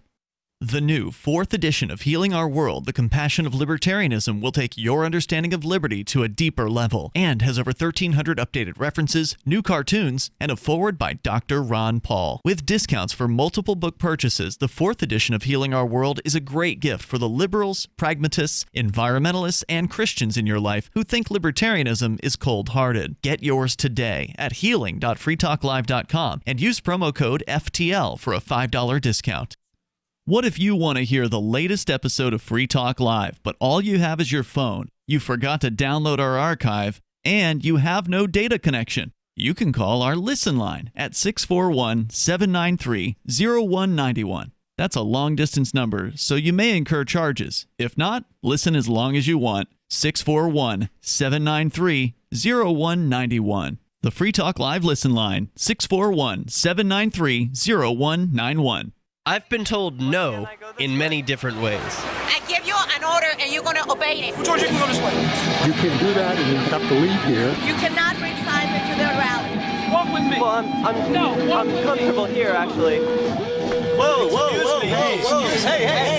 Who do you think you are? Excuse me. There is no video and audio allowed in this office. No, I have work today. You ain't going to make it. Wait a minute. Really Hey! Oh my God! Unbelievable! Why are you running from me? Because you scared me. What am I being detained for? You're being served. What is this? You're being served. What is this? Bureaucrats have a funny way of telling people no. That's the sound of the men working on the chain. Derek J's Victimless Crime Spree. Watch it for free and order the Director's Cut DVD at victimlesscrimespree.com. Love what we do? Please help support our international satellite channels at patreon.lrn.fm. That's patreon.lrn.fm.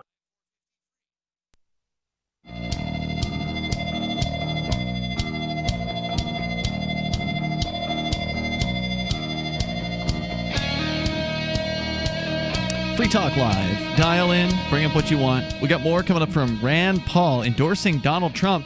We'll talk about what he has to say. With you in the studio tonight, it's Ian. Nobody. And Mark. And don't forget, you can join us online. Just go to freetalklive.com. We've got archives. They go way back, all the way to 2006. You can listen for free and listen to your heart's content. There's more there than you could possibly listen to over at freetalklive.com. And unlike those other talk show hosts that want to charge you for their website, ours is free. So please go and enjoy that. We'll continue with what Rand Paul has to say in a 2-page long ringing endorsement for Donald Trump, where he has apparently formed or is the co-chairman of an organization called Liberty Lovers for Trump. And let me give you a couple lines, because we were talking about how peaceful Trump has been. By comparison to other presidents. By comparison. Well, this article is also by comparison, and thanks to Gary from the Matrix for sending this to me. The headline is in USA Today. The headline is "Bombs and Missiles Falling at Record Pace in Long-Running Afghanistan War." And the first paragraph, I don't want to read the whole thing, but the first paragraph is, as American ground forces in Afghanistan shrink, so there is some truth to him pulling troops out maybe, U.S. and allied warplanes are dropping bombs and firing missiles at insurgent targets at a record pace in the 18-year-long war. It's not good. So they're still killing a lot of people, but they're not leading with their chins by having our troops there. Not our troops, because I don't have any troops. This is the thing: is I have looked for foreign policy stories, and there's been a dearth of them over the course of the last 4 years. There just haven't been as many. So if this is so, then well, it's so. I'm not out here to endorse anybody for. That's my reason for voting. Is it's based entirely on foreign policy, largely. Well, you're not even voting. You live in Saipan. No, but I did say that I would vote for Donald Trump if he pardoned Assange, Snowden, and he hasn't, and Albrecht, and he hasn't. So, which is just as well. You're not in a position to return your quid pro quo. If I were to, if he did that in the last few days, I may feel obligated to give up my residence in the U.S. Marianas. It's just a vote, man. I know, but I said I would do it. It's just my word, and my word is important. Sure.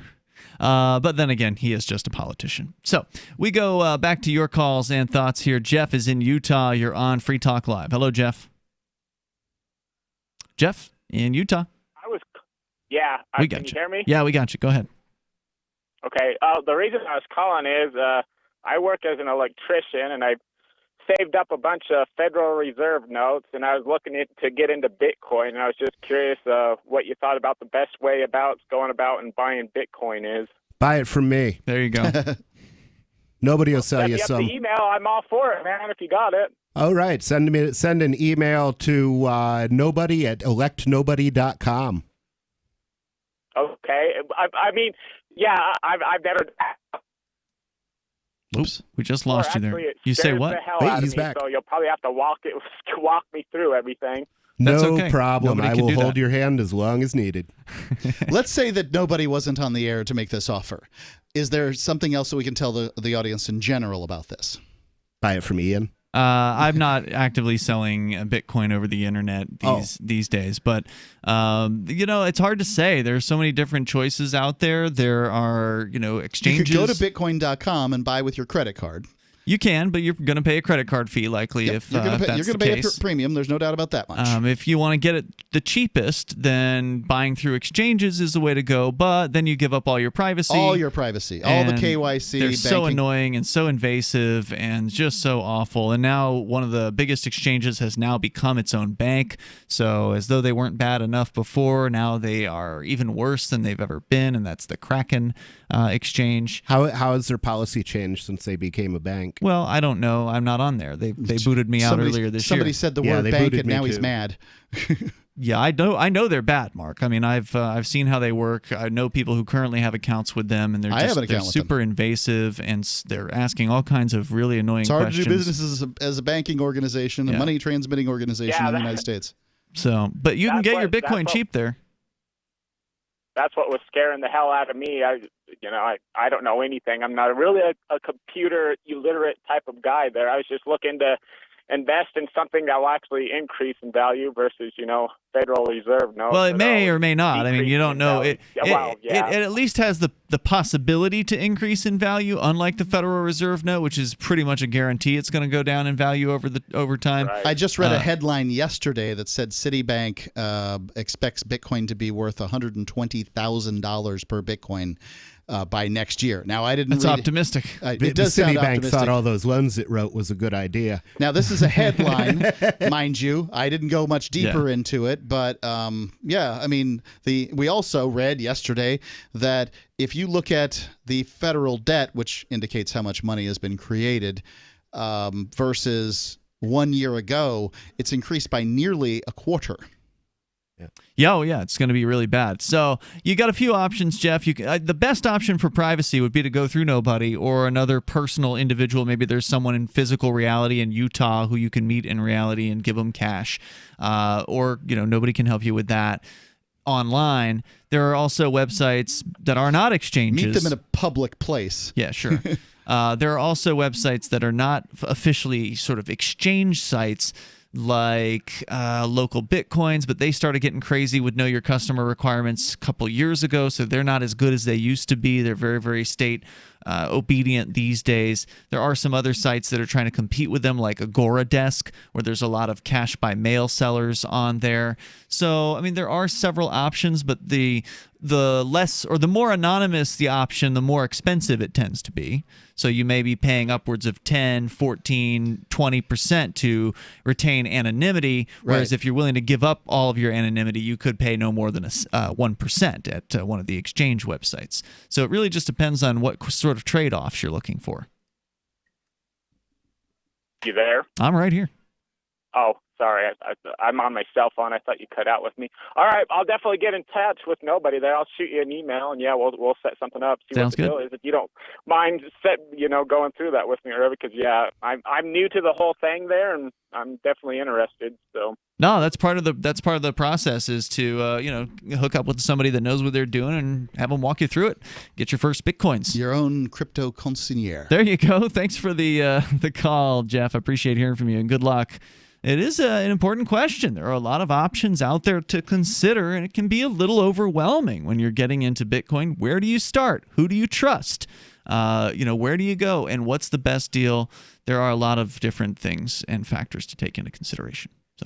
And if you can do it with somebody like nobody who can hold your hand and can explain things to you, there's a little bit of a personal touch there that you're not going to get from Coinbase. Which, by the way, our personal touch is more expensive. Mm-hmm. Our advertisers, Divvy and Intercoin, will both give you these concierge services for their particular cryptocurrencies too. Don't you have to be an accredited investor to get Intercoin? No. He made that very clear. Okay, I know for a while that was true, but now you have to buy it, I think, from the accredited investors who had bought it, correct? And waited for a year? As I understand it, but they put that together. Right, so you don't have to be an accredited investor to get Intercoin. Divvy and Intercoin are great concepts, but Bitcoin is the number one cryptocurrency for a reason, right? It's on every exchange. There's a ton of different ways that you can trade it, and if you want to get Divvy and Intercoin, you could probably trade Bitcoin for it too. But the last time when cryptocurrencies shot up, Bitcoin went up, but the rest of them went up more. And then sometimes that happens, sometimes it doesn't. Harder. Well, right, we don't know. I mean, I'm not telling. I don't know. I'm just a pattern recognition machine, just like everybody else is. Humans are very good at this pattern recognition. It was probably important for killing things on the savannah. I have no idea. I'm not convinced any patterns make any difference when it comes to Bitcoin, because I don't think you can predict what happens tomorrow based on what's happened in the past with Bitcoin. I don't know. There's a zillion articles out there that'll try to tell you they know what's going to happen with Bitcoin, but I don't think they know jack diddly. Well, I can't tell you when, but I believe it's going to go up. How's that? I'm optimistic myself. Yeah. 855-450-FREE. 855-450-3733. You can take control of the airwaves here. You can bring up what you want. It is Free Talk Live. There's nothing worse than thinking that your Medicare benefits are going to cover routine medical expenses like vision, dental, and prescription benefits, only to find that when an emergency arises, your Medicare plan is full of gaps that don't even begin to cover your medical emergency. How would it feel to have to go into debt because your Medicare program didn't cover everything 100%? Studies show that 95% of Medicare recipients pay more than $5,000 per year on out-of-pocket medical expenses. At snapmedicare.com, we understand how important it is for you to be prepared for any type of medical emergency. All it takes is a quick phone call to 800-286-5516 to find out exactly where you stand with your Medicare coverage and to save thousands on future costs. Call 800-286-5516 to make sure your Medicare plan includes provisions to cover any gap in coverage. Whether you have questions about Part A or Part B Medicare coverage, remember, call 800-286-5516. SnapMedicare.com. Call 800-286-5516. Do you have health or energy challenges? Would you like to support your health and energy from a product that people consistently feel the uplifting and health-building effects from the first day they consume it? I introduce you to Green Meadow Whey, the only whey protein powder from grass-pastured cows that is processed in a manner that ensures that the proteins and amino acids remain in their correct geometric shape that the body can use. The naturally occurring proteins, peptides, and amino acids in renatured whey are proven to support multiple aspects of human health, from complementing your immune system, to neutralizing chronic inflammation, to supporting detoxification, to stabilization of blood sugar, and more. Additionally, due to the Tesla-like frequencies encoded into Green Meadow Whey, it is a dramatic support for your energy and mood. And it is an excellent emergency preparedness food with well over a 5-year shelf life. To order, call 888-988-3325. That's 888-988-3325. Or visit greenmeadowway.com. greenmeadowway.com. On Free Talk Live, we're bringing people to the ideas of liberty every day. From wrestling superstars like Glenn Jacobs. You guys really are having an impact, I believe. Like I said, a lot of where I am now is due to listening to Free Talk Live. You changed my mind on some very important issues years ago. To random people tuning in on the radio. I was kind of stuck in the left-right paradigm. I heard your show by chance on a Saturday night. From there, I went on, joined the Free State Project, and become an amplifier. So, I mean, that's really the reason why I amp is because I know that if it wasn't for you guys being on as many stations as you are, I never would have found the ideas of liberty. Your amp will directly change more lives by getting Free Talk Live in front of people looking for talk radio online and on the air. When you amp Free Talk Live, you get perks like access to the AMP-only Facebook group and AMP podcast. Visit amp.freetalklive.com. Some of you asked, and now we've delivered. LRN.FM's live Keene, New Hampshire studio shows are now streamed in HD on Twitch. Visit our channel at twitch.lrn.fm and give it a follow. If you have Amazon Prime, you get one free subscription on Twitch. If you use it on our channel, Twitch will give LRN.FM a monthly piece of your Prime subscription cost. So please watch, follow, share, and subscribe to twitch.lrn.fm. That's twitch.lrn.fm. Cell 411 is a free app for Android and iOS that replaces government-controlled 911. Cell 411 allows you to preset a group of friends or private organizations to show up in any emergency. Cell 411 is a nightmare for the state because it proves their so-called services aren't needed. Cell 411 has had thousands of installs, and of course it's covered by the BIPCOT no government license. Cell 411 because your friends won't shoot you when you're in trouble. Without the government, who would build the emergency services? You and Cell 411. Get it today at getcell411.com. Now you can follow LRN.FM on the decentralized Mastodon social media platform at toot.lrn.fm, toot.lrn.fm.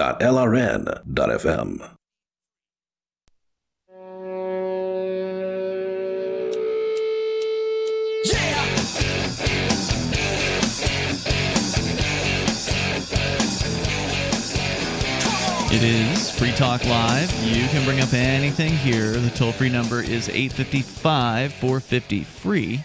It's 855-450-3733. We also have our Matrix chat server. You can join that. Go and get the instructions at chat.freetalklive.com.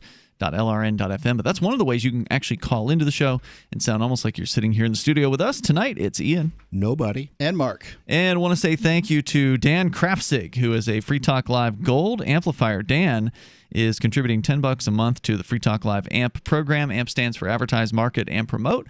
It is a way for you to get behind what we do here and help us get on more radio stations around the country, bring new internet listeners on board, expose new people to the ideas of freedom. So if you like what we do, please go to amp.freetalklive.com, sign up with credit card, debit card. We got PayPal and also Bitcoin BTC over at amp.freetalklive.com. You get some cool perks as well, like Dan Krafzig. He's gold, which means he's doing $10 a month, but we're only asking for $5, so you can get in for $5 a month over at amp.freetalklive.com and get cool benefits and join the AMP program to help us spread the ideas of liberty. Let's go to Olivia calling from Arizona. Olivia, you're on Free Talk Live with Ian, Nobody, and Mark. Hey.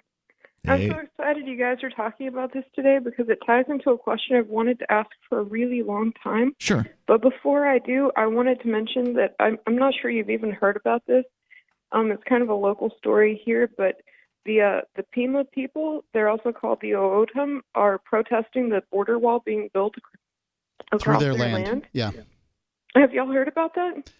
Yes, we've talked about it on multiple occasions. I don't see how you can build a border wall through their land. Is this an Indian tribe? It's an Indian nation. Okay. Okay. So and that crosses the What's Mexican... the difference between an Indian tribe nothing, and but an I want to Indian use that nation? terminology when I describe the fact that the United States government wants to build a wall that will actually separate an Indian nation into two pieces. So their nation crosses the U.S.-Mexican border. It's in both parts, both countries. Yeah. Well, it seems like if you're going to build a wall, then you would have to build it either along the north wall of this nation or the north boundary of this nation or the south boundary of this nation. The north boundary would be the only politically feasible part. Like Mexico isn't going to let the United States put a wall up around, the Pima Nation in Mexico. Yeah, that's probably true. And so although I would think it would not be in Mexico if it was in this other nation that seems to be between the two. See, that's the thing, is nations don't intersect. Well, when it comes to Indian nations, they kind of do. Yeah, nation is a term that has multiple definitions, and you're talking about sort of political entities. Yeah, I guess I was thinking of nation states. So you're right. There are nations that exist without geographical and this boundaries. is a nation in the sense of sort of an ethnic nation. So what exactly are they doing? They're actually building the wall, or there's just controversy over them wanting to? I think they're actually building it, and the Indians are protesting because it's going across their, number one, sacred sites, number two, splitting families in half, and number three, they're supposed to be a sovereign nation, and they don't recognize this alleged border. And their absolutely federal agents are just coming in and doing whatever they want to them. Yeah, I would say they're that not supposed to be able to do. The one thing I find frustrating is that everything's sacred when it comes to indigenous, and it's like, God, really? But on the other hand, it's their land, and you shouldn't be able to build a wall through their land. I don't care what. Right. Well, that ties into the question that I had. So in school, you always hear that the Native Americans believed that no one could own the land because how do you divide up something as vast as land, and who can own it, right? But when I got to go to Scotland at one point, and I was shocked to learn that in Scotland you can own land, but they sort of have this gray area where it's called the right to roam. So if you ever heard of Mary, Queen of Scots, she's called Queen of Scots because she's not the Queen of Scotland. The land belongs to everyone. She's the Queen of the people. And in Finland, they have something very similar called the everyman's rights. Do you mind if I summarize them real quick? Go right ahead. All right, so with the everyman's rights, you can walk, ski, or cycle in areas outside of private gardens and land that's for specific use like fields. You can stay for a short period in any land where access is otherwise allowed, like you can put up a tent, but not too close to people's homes. You're not supposed to disturb people. You can pick wild berries, mushrooms, and flowers. You can fish with a rod and line, and you can boat when the water is not frozen over. You can do that in New Hampshire. So we have basically all of that. That sounded like the type current what is it use. Called? Current use, yeah. Yeah. So essentially, there is you can choose to have your land in 3 different varieties of tax brackets. One would be just sort of the posted no trespassing variety. The next one is then there's two different types of current use, basically. And one current use is like agricultural, so you just pay less on it. And the other kind is and this is the one on which you are taxed the very least, and I believe it's a tenth of what the land tax is. That's just me from memory. Sorry if that's right or wrong. But you're sorry either way. Yeah, and indeed. And so you can't go too close to somebody's house. You can't disturb their dogs and, these kind of things. But you can hike. And this is especially important in a state where, there's a lot of land that's owned for tree farms. Go ahead. Oh, right. So that's exactly what it says. So people who are like, well, I don't want people to be able to just do whatever they want. Well, you're not supposed to disturb other people or damage the environment, disturb birds or animals, cut down or damage trees, collect moss, soil, or wood, disturb the privacy of homes, throw your trash everywhere, rut up the land by driving your vehicle everywhere, or hunt or fish without appropriate permits. So it's kind of like there's private property, but you don't shoot someone for there's like not trespassing. You know what I mean? It's more like there's harassment, but not trespassing. Well, the reason that they have those signs that say posted no trespassing is posted. What that means is you must post it. You must tell people that there's no trespassing because the default is the belief that you can walk on somebody's land so long as you're not disturbing things. Sure. And that's true, to the best of my knowledge, everywhere in the United States. I mean, will you have somebody huffy and upset? Sure, that could happen. They may not know the laws and they may not understand, common law and the way these things work. But the reason that the signs say posted is because it must be posted that you can't trespass. So what else, Olivia? You guys talk about private property a lot, and I just thought that was an interesting. Yep. I don't know if that's even a compromise. Just an interesting concept that you guys. I would like to hear more about what you have to say, but I think it's interesting. Mark knows so much about it already. Well, you at one time had 11 acres here, Mark. Wasn't 10 out of the 11 in current use? It was, but I think that I think what Olivia is talking about is important. I think people need, right? We are not a species that stays in one little spot. We roam far and wide. And I do think that people should be able to go and, wander around and do stuff. And so long as there's not bothering anything, then what's the problem? Welcome. If there's a wild blueberry bush out there and you're picking those tiny itty bitty little blueberries off of the wild blueberry bush, I don't think that's a problem either. Now, I would see a problem if they brought a dump truck up and collected wood off of my land. But if somebody's bringing their 7-year-old and their 7-year-old wants a walking stick that he can use as a sword or something, I think that it's the quantity of wood that we're talking about as far as the collection. But I prefer to live with my neighbors in peace. Some people are just flaming a-holes. No doubt about it. Olivia, thanks for the call tonight. Appreciate hearing from you. The toll-free number is 855-450-FREE. The story she brought up, there's a piece over at Tucson.com by Stephanie Casanova talking about David Manuel singing a traditional Tohono O'odham song when he was shot by rubber bullets and arrested Monday morning. Supporters say he was one of 12 people arrested on Indigenous Peoples Day after protesters blocked traffic on Arizona's 85 near an immigration checkpoint, voicing concerns about border wall construction and activity on O'odham ancestral land in southern Arizona. What's the point of blocking a road in order to, complain about a wall being built some miles away? I don't know. I hate roadblock protests. I think they're counterproductive. The Arizona Department of Public Safety gave protesters a warning to clear the roadway before using tear gas to disperse the crowd. About a dozen were taken into custody, said the Border Patrol in a news release. It's the second time Manuel has been arrested in border protests in recent months, said his cousin. She says seeing the border wall being built on the sacred Indian land is hurtful, and the protests so far have been unable to make it stop. Yeah, well, if you want to stop the wall from being built, why not stand in the way of the construction crew? Stand in the way of the wall being built rather than standing in I-85 or whatever it is. It may be because they can't get the press out there to see them being pelted with rubber bullets out there. I don't know the answer to that. Be your own press then. I think that's a good idea. Yeah. I tend to agree that that's a better way of doing things.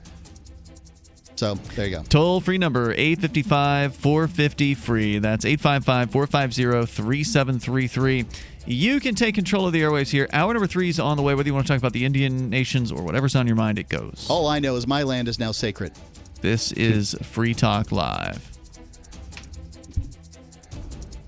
Remember when you first heard about Bitcoin? How long did it take you to realize this little project would soon change the world? Do you kind of wish you had gotten involved sooner? Well, now's your chance to be part of the next revolution in money. Intercoin is working to finally make crypto go mainstream. It's designed to be scalable enough to support everyday payments and even elections without the state. Bitcoin was originally supposed to be a peer-to-peer cash system, the way we would all pay one another without having to trust any third party. But instead, over time, it mostly became a store of value. That's because every 10 minutes, the Bitcoin network must put all transactions into a block, and that block can only hold so much. If crypto is to become mainstream, for everyone to use it in everyday payments, we need a new architecture, one that's as secure as Bitcoin while being far more scalable. Check out intercoin.org to find out more and maybe pick up some of those coins for yourself. Are you a cryptocurrency advocate? The Crypto Tip is the ideal outreach tool to help new people discover cryptocurrency. It's a printable business card-sized tip that you can give to service providers, preferably in addition to a good cash tip. When the server scans the QR code, it'll bring up an explanation of cryptocurrency, how to install a wallet, and allow them to claim the tip. If they don't claim the crypto, you get your tip refunded to you after a time period you specify. Plus, if they do claim the tip, you get an email alert. Create as many tips as you want at cryptotip.org. That's cryptotip.org. So you've heard all 3 hours of the latest episode of Free Talk Live, and you're still hungry for liberty-oriented audio content? Did you know that we have another 24/7 audio stream at LRN.FM? The Liberty Radio Network airs the latest episodes of some of the best liberty-oriented podcasts on the internet around the clock. In addition to recorded content, you'll also hear live shows like Free Talk Live, originating from our Keene, New Hampshire studio. So listen anytime at LRN.FM. That's LRN.FM. You're listening to the live edition of Free Talk Live. Hour number 3 is next after the news here on the Liberty Radio Network at LRN.FM. Another ruling in the Texas ballot case. I'm Lisa Lacera, Fox News. With just 19 days until the election, a judge with a decision on how many drop-off locations each county can have. 2 weeks ago, Texas Governor Greg Abbott ordered each county to have only one mail-in ballot drop-off location. Then the lawsuits began. A federal appeals court, though, eventually sided with Abbott, who said his decision was about protecting ballot security. Voting rights advocates in counties like Harris and Travis said it was a bad call to limit busy urban areas to just one location, making seniors and others drive longer distances just to drop off their ballots. Now, a state judge in Travis County ruled against Abbott's order and said multiple ballot drop-off locations are acceptable and make sense, especially in light of the pandemic, and that the governor doesn't really have authority under state law to limit ballot drop-off locations. Jessica Rosenthal, Fox News. Dueling TV town halls getting underway this hour for President Trump and former Vice President Biden on what was to have been their second debate. It was scrapped after the president's COVID-19 diagnosis. The would-be moderator for that debate, C-SPAN Steve Scully, has been suspended indefinitely by the network after admitting to lying that his Twitter account was hacked. The back and forth continues over another round of coronavirus relief, with the Speaker of the House speaking again today with the Treasury Secretary. Nancy Pelosi, the House Speaker, she has always wanted to, quote, go big. $2.2 trillion is what she wants to spend on a coronavirus bill. She's been talking on a regular basis with Steve Mnuchin, the Secretary of the Treasury. Keep in mind that Mnuchin indicated that he didn't think at this point there was any way that they could get a deal done before the election, and that was echoed by the Senate Majority Leader, Mitch McConnell. Fox's Chad Pergram, but McConnell appears to be at odds with President Trump's statement to go big, but he did say a package would be passed, if not before the election, then afterwards. America is listening to Fox News.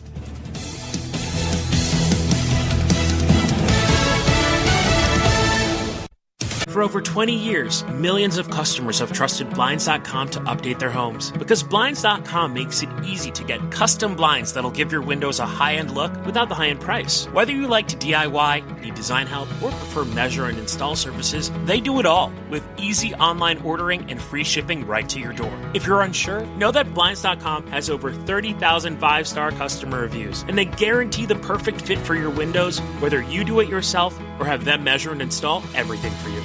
Right now, shop Blinds.com's fall savings from home with easy online ordering and free shipping right to your door. See photos from real customers to get inspired and enjoy special savings on all top quality blinds, shades, interior shutters, and more. Plus, pay over 24 months at 0% APR on qualifying purchases with PayPal Credit Easy Payments. Ends January 31st, 2021.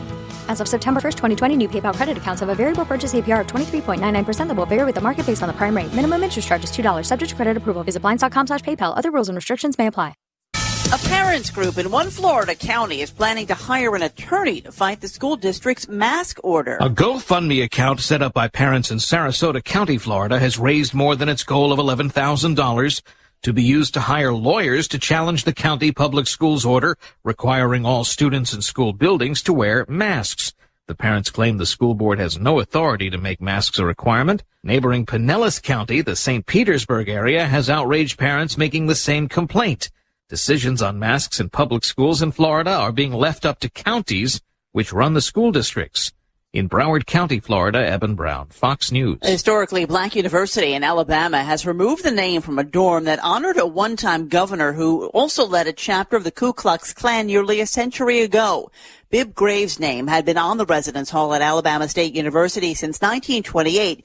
Graves served 2 four-year terms as governor beginning in 1927. He resigned from the Klan and denounced its LRN.FM's free-to-air satellite feeds blanket most of 2 continents. It was my goal to put our channel there so people without internet could receive our programs and feed pirate radio stations. As our contract with our satellite provider is coming up for another 3-year renewal, I have to consider calling it quits. It's rare that we get feedback or support from our satellite users. We started a fundraiser a few years ago, and though there are a bunch of great contributors to it, as of this recording, it covers 15% of our monthly satellite costs. Please email lrn@lrn.fm and tell me how you use the satellite feed. Better yet, chip in at fund.lrn.fm. The costs aren't the issue. We can afford them, but why continue something not valued by the market? Want to help? You can join our satellite fundraiser for just $2 a month at fund.lrn.fm. If we raise enough to keep both channels on the air, awesome. If we raise more, I'll add more channels. If not, we can shut them down and go internet only. It's up to you. Thank you for your support. Fund.lrn.fm.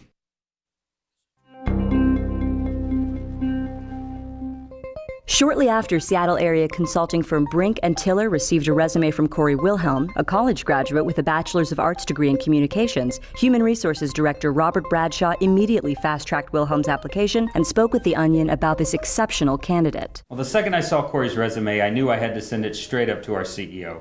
I mean, we're talking about an applicant who not only got into the University of Washington School of Communication, but also managed to graduate in 4 years with a Bachelor of Arts. This kid's only 22, but according to his resume, he already has experience in Word, Excel, and PowerPoint. We're really going to have to move fast to get this guy. Bradshaw went on to say that company heads could barely believe the candidate had 2 years of experience working at his college newspaper and had even taken a full 4 years of high school Spanish. Since receiving the application, Bradshaw claims the company has made numerous attempts to reach Wilhelm. This is the Onion News Network.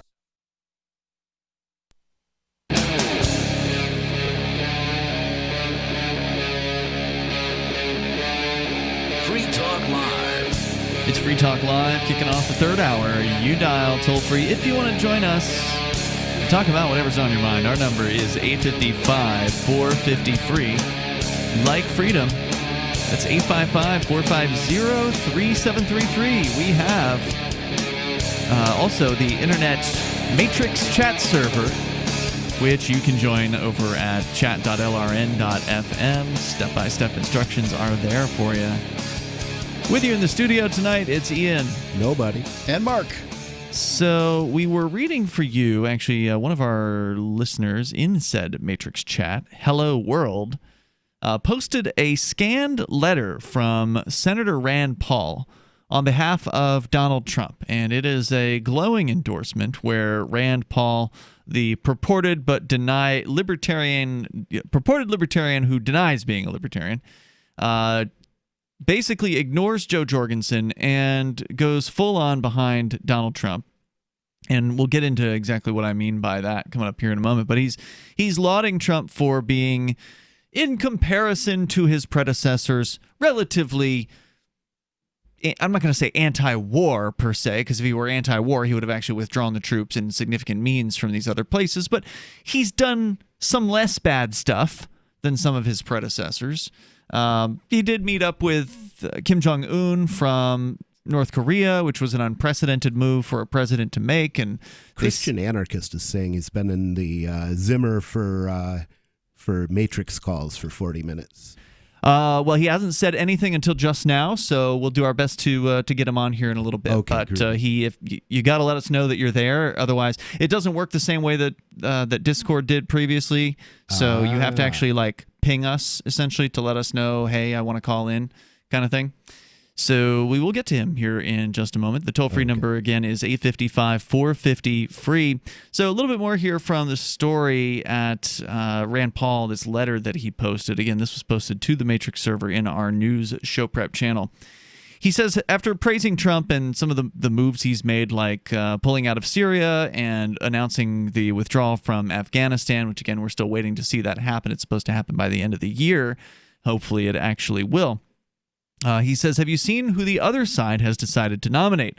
Joe Biden has supported virtually every war over the last half century. Biden wants to fix the problems in Washington, even though he created most of them in his nearly 50 years as a career politician. His disastrous foreign policy got us involved in countless conflicts, including Iraq, Syria, Libya, and Yemen. Do you really want another D.C. hawk who will send our brave men and women into faraway lands to fight for people who chant death to America? Perhaps no example is more egregious than what happened just 300 feet away from our embassy in Kabul, Afghanistan. For years, a foreign contractor fleeced the U.S. government to the tune of $90 million with the promise of a 5-star luxury hotel known as the Kabul Marriott. What is there to show for such a colossal price tag? Again, $90 million. Nothing. The contractor ran off with all the money. Work has halted, and only a shell of the complex remains. This waste of taxpayer money is egregious, but the bad news doesn't stop there. The hotel complex also represents a security threat, as the buildings are tall enough for snipers to fire into our embassy. Now, soldiers are siphoned away from other important tasks and risk life and limb to keep these buildings clear from enemy combatants. One of the most impactful days of my time in Washington was during a sorrowful visit to Dover Air Force Base with President Trump. I stood with the president at the arrival of 2 soldiers coming home in caskets. While so many politicians in Washington cavalierly call for more wars, we must never forget the true impact on the families who stood on that rainy evening as their loved ones arrived back to be buried with honors. Actions have consequences. President Trump understands that endless wars don't make us safer, and I agree. Paul says, I couldn't have been prouder of President Trump when he declared in the State of the Union that, quote, great nations don't fight perpetual wars, unquote. And so he goes on saying that constitutionalists should be proud that Donald Trump has tried to remain in the abuse of power tried to rein in the abuse of power of FISA's secret courts. This I had not heard about. He says, only with respect to him, as far as I know, because that was who issued the warrant for the Democrats to spy on him. He says when Congress sent him fake reform, he declared he wouldn't sign it. As a consequence of Section 215 of the Egregious Patriot Act, as a consequence, Section 215 of the Egregious Patriot Act has expired. Through the years, FISA has all too often, as a tool by the government to collect I think has been used all too often as a tool by the government to collect information warrantlessly on American citizens. For the first time in my memory, we have a president who wants to curtail the excesses of the intelligence state. Now, that seems like it's giving him a lot of credit here, but if what he's saying is the FISA courts have expired, I don't know what all Section 215 of the Patriot Act is. Mark, maybe you could look up for me Section 215 of the Patriot Act. He's saying that entire section has expired because Trump did not sign the, quote, fake reform that Congress sent. As we enter the last few months of the election, he says, and here you go, nobody. He says, I hope you will consider both choices closely. So he just completely ignores the idea that there is even a third party out there. Rand Paul is propagating the two-party system. Well, there are many other parties out there, and contrary to Ron Paul, the former Rich Paul says, check out Joe Jorgensen, and even if you don't believe in the system, please give her a vote because it at least let people know that you're sick of this mess. Well, and consider that if you're in the majority of states in the United States, that it doesn't matter who you vote for, right? Like, you know what direction your state's going to go in the majority of the states in the United States. It doesn't matter anywhere, because no election will be won with a margin of one vote. That I absolutely concur with that. However, if one could be forgiven for considering your vote more important in, say, New Hampshire, which was the closest margin, I believe, of any state in 2016, that thinking that your vote is more important here than it is, say, in California or Hawaii, where most assuredly it's going to go for Biden. So if you're listening and in California and you were thinking, I'll vote for Trump, well, it's not going to make a difference. California is not going to go for Trump. And if you're thinking, I'll vote for Biden, it doesn't make a difference because California is already going to go for Biden. If you vote for Joe Jorgensen, on the other hand, at the very least, you will be able to say in the next election, when the next election comes around, we'll be able to say we got X millions of votes, let her be in the debate. Admittedly, it's really hard. It's a really hard thing to do, but the more votes make that more likely.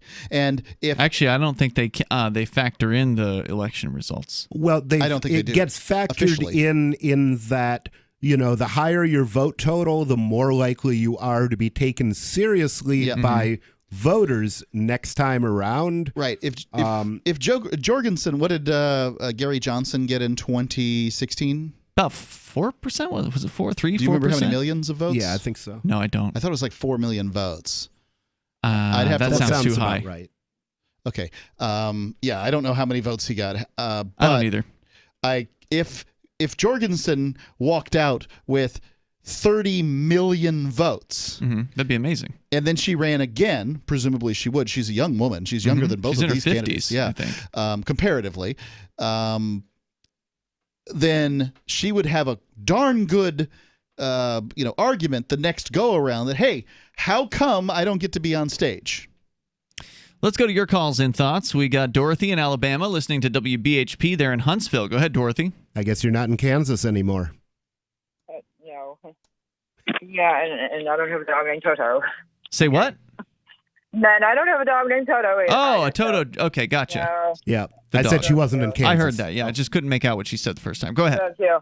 Well, about Afghanistan, I want to get to that and the issue you brought up about what's up with Germany, something about them in the news. That has to do with China, the plans that they have. But Afghanistan, I've heard, understood that our military had a lot to do with maybe helping. I don't know if it's because you're talking too fast or what, but I'm having a real tough time understanding you. Can you slow it down a little bit? I'm from the South.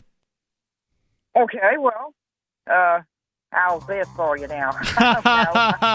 Hang on, Dorothy. That's funny. We'll bring you back here in just a moment. This was a little too quick for me. We'll see if we can figure this out. 855-450 free if you want to join us. 855-450-3733.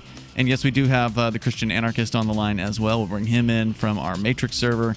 And your calls and thoughts are welcome about whatever's on your mind. This is Free Talk Live. Divvy's been a pretty good investment for Free Talk Live. Their ad campaign started in September 2019, and from mid-March to mid-July, the values soared by 10 times. It's not too late. Divvy's new wallet hasn't even released yet, and other things are happening that I can't even say on the radio. If you want to invest and potentially do well, go to DivvyProject.org. I can tell you that FTL is deepening its partnership with the guys from DivvyProject.org. Past performance is not an indication of future profit. DivvyProject.org. DIVI Project.org. On a multidimensional probe, the Syscov Transtemporal Vehicle Clio discovers two entire universes have been annihilated in a massive time-traveling accident. Robert Kaminsky and his crew race home with the news, only to learn their own universe is next. To pull off the impossible, they'll have to embrace the unpalatable by placing their trust in the admin, Syscov's xenophobic sister universe, and the same people who tried to kill them all only months before. The Valkyrie Protocol by David Weber and Jacob Hollow. Available October 6th, wherever books are sold. Visit BainBooks at Bain.com for more. Did you know you can support freedom of speech just by visiting shop.freetalklive.com? You'll see links to Walmart, Love Java, Newegg, and more. Every day, Free Talk Live is at the forefront of the liberty movement as the biggest liberty-oriented talk show in the world, giving you a platform to be heard on any topic. Get listener-only specials without doing anything other than an extra click. Visit shop.freetalklive.com. Use the links and buy what you'd be buying anyway. Take action now. Save and support freedom. Visit shop.freetalklive.com. It's shop.freetalklive.com. News from news.bitcoin.com. Economist claims that value of US dollar will descend by 35% in the next year, and the dollar is the most overrated major currency in the world today. US Federal Reserve is actively working on turning the US dollar into a digital currency. Bitcoin set a new record for time above $10,000 in value. Bitcoin.com is your source for getting started with cryptocurrencies, getting a wallet, buying Bitcoin Cash, mining, and all the latest cryptocurrency news at news.bitcoin.com. The Free State Project has reached its goal of 20,000 liberty lovers who've pledged to move to New Hampshire and get active to achieve liberty in our lifetime. Perhaps you're trying to figure out what part of New Hampshire should be your destination. If so, consider Keene. You'll find more than 150 reasons to move to Keene at move.freekeene.com. Keene is famous for its historic, publicity-generating activism, as well as being the liberty media capital of the world. It's home to freekeene.com, New Hampshire's destination for liberty activism, news, and opinion. For years, we've been compiling over 150 reasons to move to Keene at move.freekeene.com, where you'll learn about some of what's happening here and what makes Keene a great place to live. If you love liberty, you'll probably enjoy anywhere you end up in the Shire. But do your due diligence first. Please visit move.freekeene.com for the full list of over 150 reasons to move to Keene. That's move.freekeene.com. If you want to know the latest about Free Talk Live before we go on the air, all you need to decide is how you want it delivered. It's your choice. Visit news.freetalklive.com to receive our usually weekly news updates by email. Plus, we have a Twitter account at twitter.freetalklive.com, and you can follow us on the decentralized Mastodon platform at toot.freetalklive.com. So please follow us at toot.freetalklive.com and sign up for our emails at news.freetalklive.com.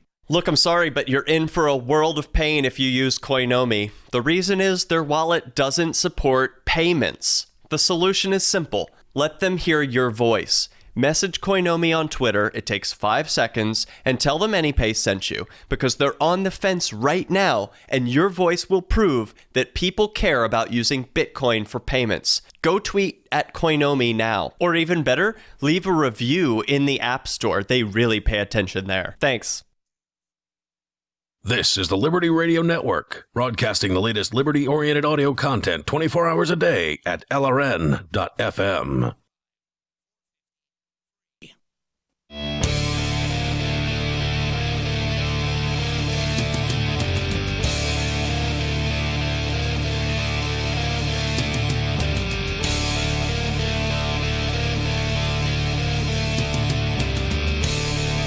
Free Talk Live. You bring up whatever you want here. Our number, 855-450-FREE, like freedom. Coming up in the summer of 2021. It's year number 5 for ForkFest, the decentralized camping festival for libertarians in the beautiful White Mountains of New Hampshire. I expect we'll be broadcasting from that event unless something drastic happens and for some reason, New Hampshire is untravelable. You can't get here because the owner of Rogers Campground was willing to fight the government this year by opening up his campground and letting us come on there with ForkFest, with this decentralized camping festival, and it was just so much fun. We had a great time. 2020 was awesome. If you missed it, don't miss 2021. It's going to be, I think, even better. So go to forkfest.party. It keeps being better. Yeah, and it's because people bring different talents to the table. They bring different, abilities. Maybe they, brought one. I think person brought a poker table that got set up in a party tent. So the person who brought the poker table wasn't the party tent owner, but they got together and they made a thing. And every single night there was poker going on in the party tent, which was pretty cool. There's more than one party tent actually during ForkFest, so it was a good time. Everybody just kind of does what they want. And turns out that self-organization, it works when you let it happen. So it's kind of an experiment, and it's been a success so far. Go to forkfest.party. The dates for next year, I believe it is June 28th through July 4th. Yes, that is correct. June 28th through July 4th, 2021. Forkfest.party as we go back to Dorothy in Alabama, listening in Huntsville to WBHP. Go ahead, Dorothy. Hi, can you hear me okay? Yes, go right ahead. Okay, I'll try to hold the phone real still. It's windy where I'm at. I know what's going on with the weather, but it sounds a little choppy when I'm on hold. Gotcha. Some of what I'm hearing.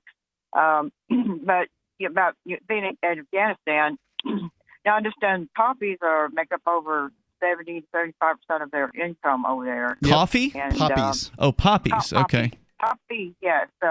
And that was a major concern to watch.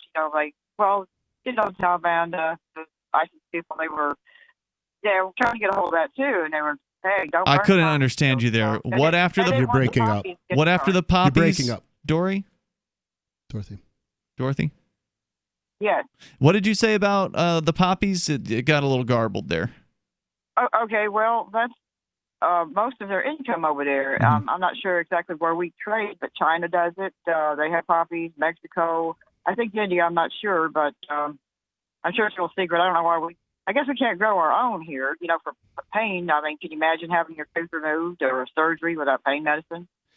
So, that's been a thing over there with Afghanistan and the poppies. Now, you mentioned something about Germany. There's some news I was reading in Patriot News concern that Trump will try to thwart and take care of, but China has a plan to reach world supremacy by going into Germany. If they can take over Germany somehow, they can win the world, is what the article is saying. So hold on, let me see if I'm understanding you here. You read a website called Patriot News, and Patriot News says China wants to take over Germany, to take over the world, so starting with Germany? That's supposedly maybe their plan. They want to buy things. Well, like, for example, Panama, they put an airport in over there, and, they could, pay for it all. So they own that airport in Panama, and the Chinese do. Right. They're going to keep it until for 99 years. Right, and I've heard the Chinese are building cities in Africa as well.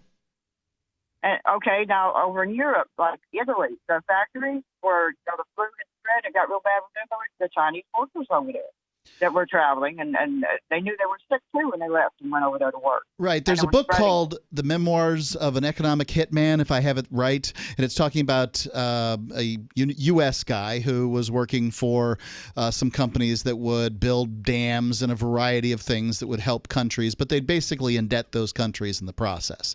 China has taken this model and they have tweaked it a little bit in order to, make it work better for them.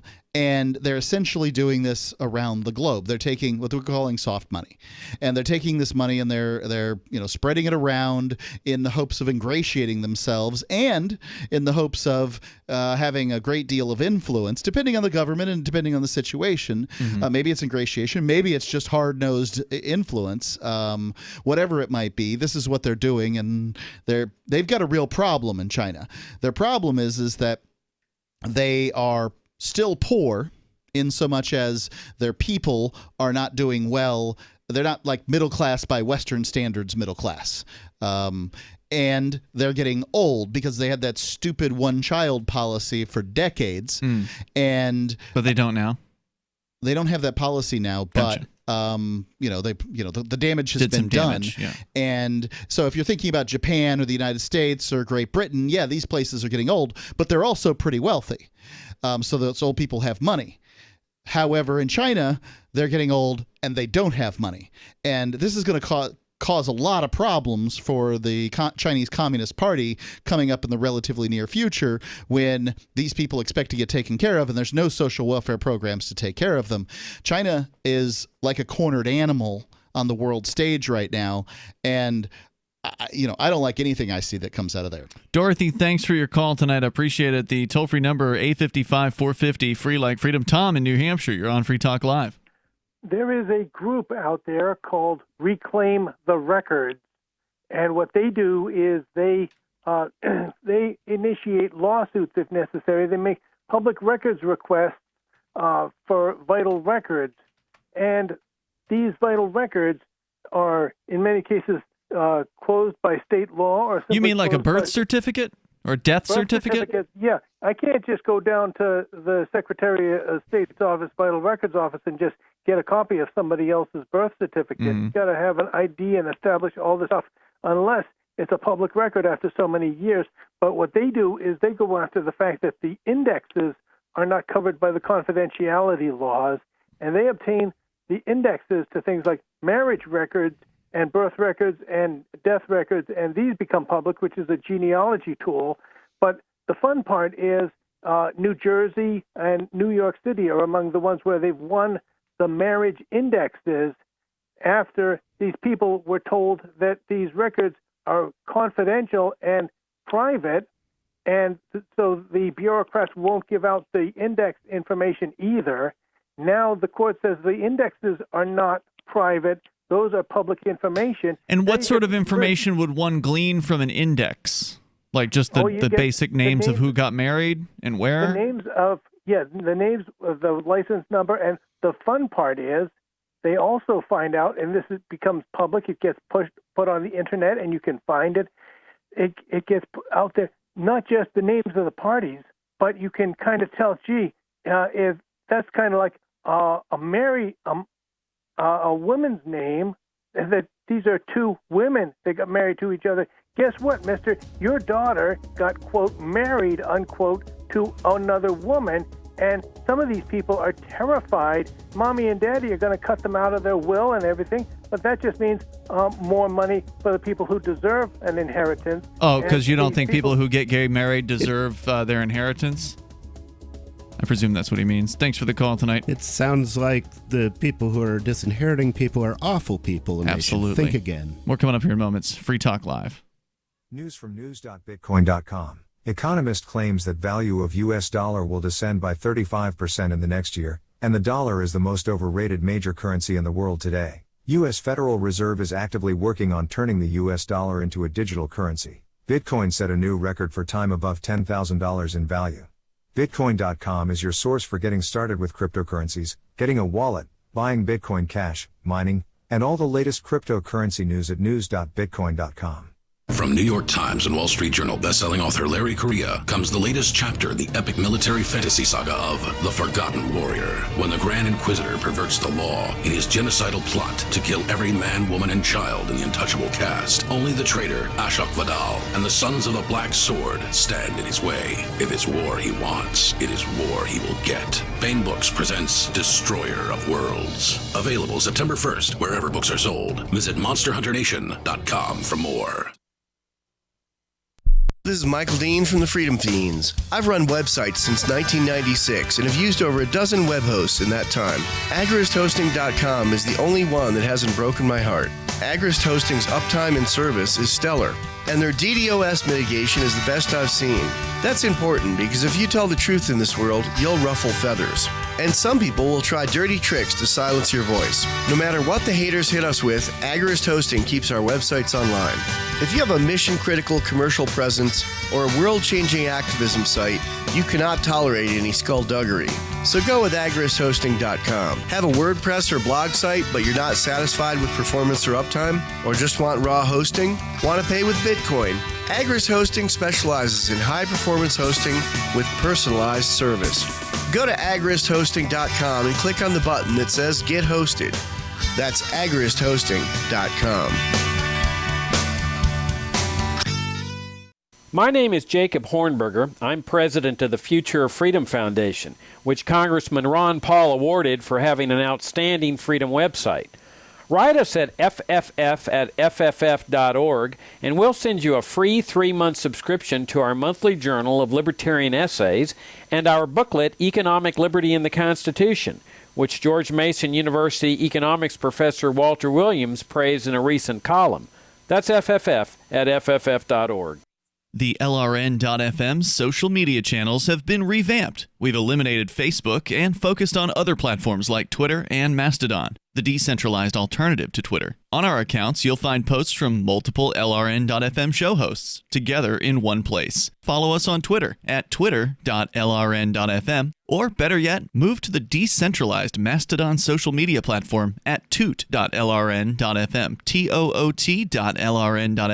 I think you'll like it. We have some good news. The indictments against Ross Ulbricht in the District of Maryland were dismissed with prejudice, meaning they can never be refiled. This is especially good because those indictments contain the only charge ever made that Ross engaged in murder for hire. This was a serious allegation that Ross Ulbricht denies. It was never prosecuted or ruled on by a jury, but was trumpeted by the federal government and the media as if it were proven fact. The Maryland court held these indictments for almost 5 years, poisoning Ross's case and leaving him under a cloud of unproven allegations.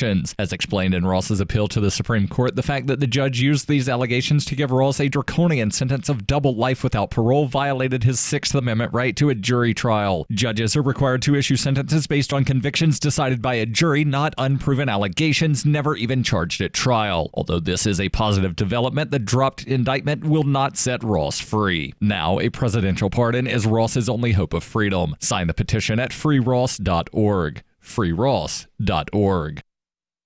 You can sign up to receive the latest about the Liberty Radio Network via our email updates at updates.lrn.fm. That's updates.lrn.fm.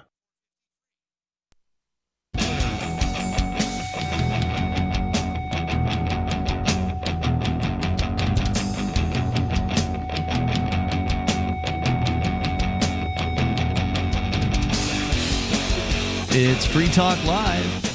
You can bring up what you want. All you got to do, dial in toll free. Our number is 855-450-FREE. That's 855-450-3733. We're going to go to the Matrix server. You can go to chat.lrn.fm to get the step-by-step instructions on how to join there. And, you know, there is a bit of a learning curve when it comes to this thing. It is a newer technology, and in my opinion, it's got a lot more promise than the old centrally managed Discord server, which is run by some mega corporation somewhere that booted us out about a month ago. And so, sorry about that. Nobody try that again. No explanation either. They just boot you out for no reason. Well, they did give they didn't give a detailed explanation. They claimed that it was cyberbullying or the targeting of an individual or group. Yeah, imagine if your phone company just turned your phone service off because they didn't like the things you were saying. Yeah, but they didn't say. When I asked them for specifics of what they were referring to, they never responded. Right. None of these megatech corporations do. Nope. Yeah, it doesn't make any sense. So imagine you're in the I don't know, World War II simulator online multiplayer game room, right? And you tell some noob you're going to pwn him and say mean things about his mom or whatever it is that you're doing on there. If Discord was going to do anything, they should go after the person that's saying the things. They don't shut down the room of the video game. That's a good point. So that leads me to believe that they believe somehow Free Talk Live was saying things, which I don't understand at all. Yeah, that wasn't happening. That wasn't happening. All of big tech is lining up to silence anybody who isn't behind Joe Biden. Joe Biden.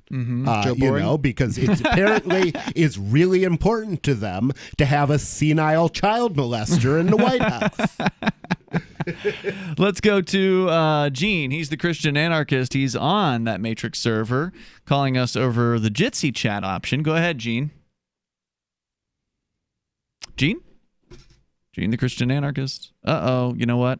That's my bad. I didn't screen. didn't screen Gene. Actually, and I thought that the default settings were going to work. There he is. We have him now. Go ahead. Yes. Okay. I don't know what happened there. It was us. Go ahead. Oh, okay, good. Boo Discord, anyway. I'm going to talk about COVID. I haven't talked about COVID for a couple of calls, and they've got a story out about this COVID patient becoming the first in the world to die after being reinfected. Now, of course, this is a lie. I mean, these are always lies. You read the news stories, and the headline never matches the print. So you go into the story and you start reading about it, And it was a Dutch lady who's 89 years old, and she's taking chemotherapy for cancer. So this lady supposedly got COVID earlier this year and lived. An 89-year-old cancer patient on chemotherapy got COVID earlier this year and lived. You didn't hear that on the news. No, you certainly don't. So supposedly she started taking her chemo again, and just a couple of days after she started her chemo, then she came down with some symptoms, cough and fever and whatever, and about several weeks later she died. So they said that they tested her and she tested positive for the coronavirus. And these tests are so bad. You hear these stories about people that don't even go in for the test and they get a letter saying, oh, you're positive for coronavirus.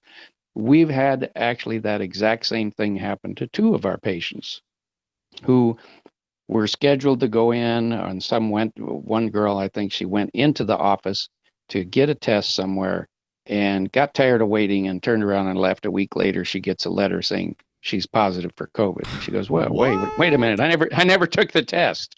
Wow. And another patient we know had a similar instance. So there are a lot of false positives with these tests, and basically to know whether you have the coronavirus, you have to take 3 of them. Usually they have to get the blood before they can give you a false positive, though. Yeah, usually. Indeed. It's clearly a false positive.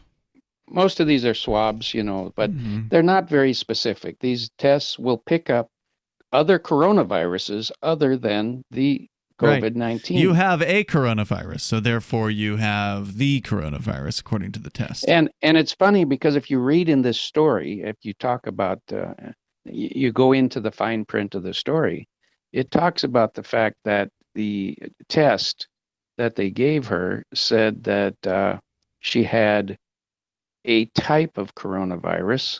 It didn't say that she got reinfected with COVID-19. It says the test had coronavirus of a genetic makeup that was different. So what does this mean? We don't really know because we're not there looking at the actual science behind this. And of course, we talk about people believing the science. Well, the science, what we're getting through these papers and through these reports is all twisted around. But the science is settled. I was waiting for that. Yeah. I just wish the science was settled, on anything, but it never is because it's not supposed to be settled. Right. But it's just more of the same nonsense to scare people. Oh, yeah. And I'm really concerned about the future because people have become just idiotic. I mean, I can't believe how idiotic people have gotten over this thing. And you look at Sweden, and they're doing fantastic. And they didn't lock down, and they didn't do mask mandates. And now everybody's great. They had some deaths. Everybody has some deaths over this, but it really wasn't any worse than their neighbors. If you look at the chart, if you chart it out, their deaths per million were no greater than the neighbors.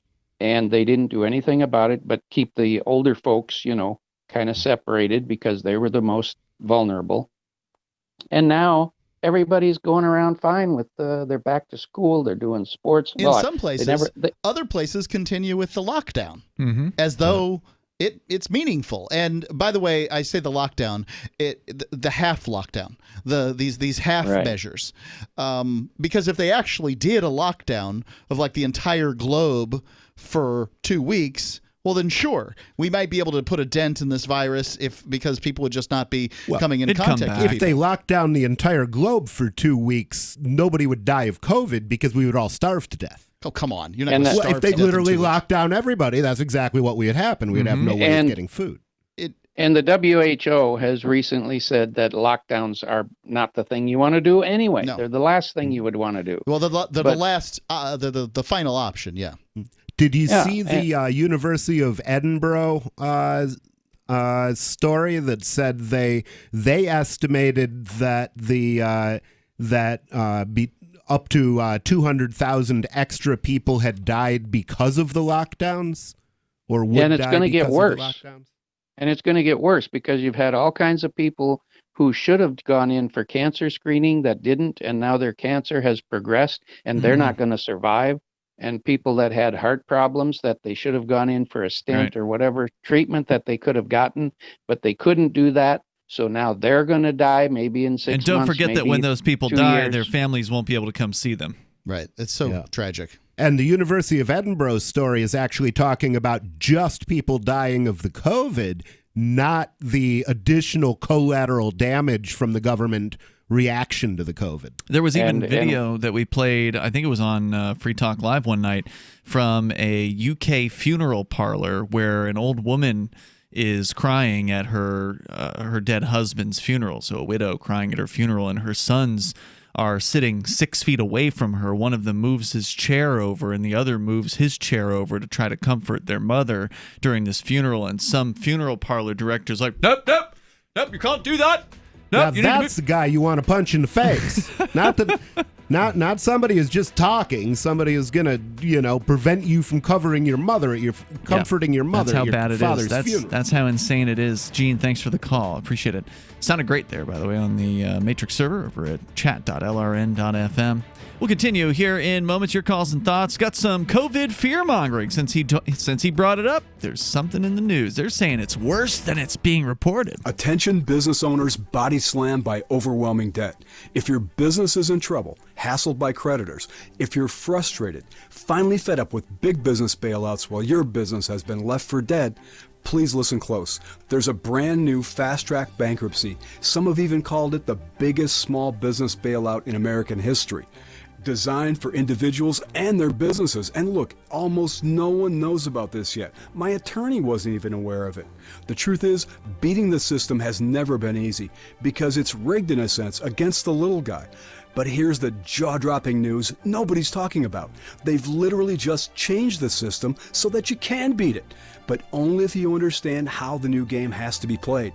Find out if you qualify at pocketsoflight.com. This government-backed small business repair program is still legal, but may not be renewed after the election. Fight back fairly, fight back ethically at pocketsoflight.com.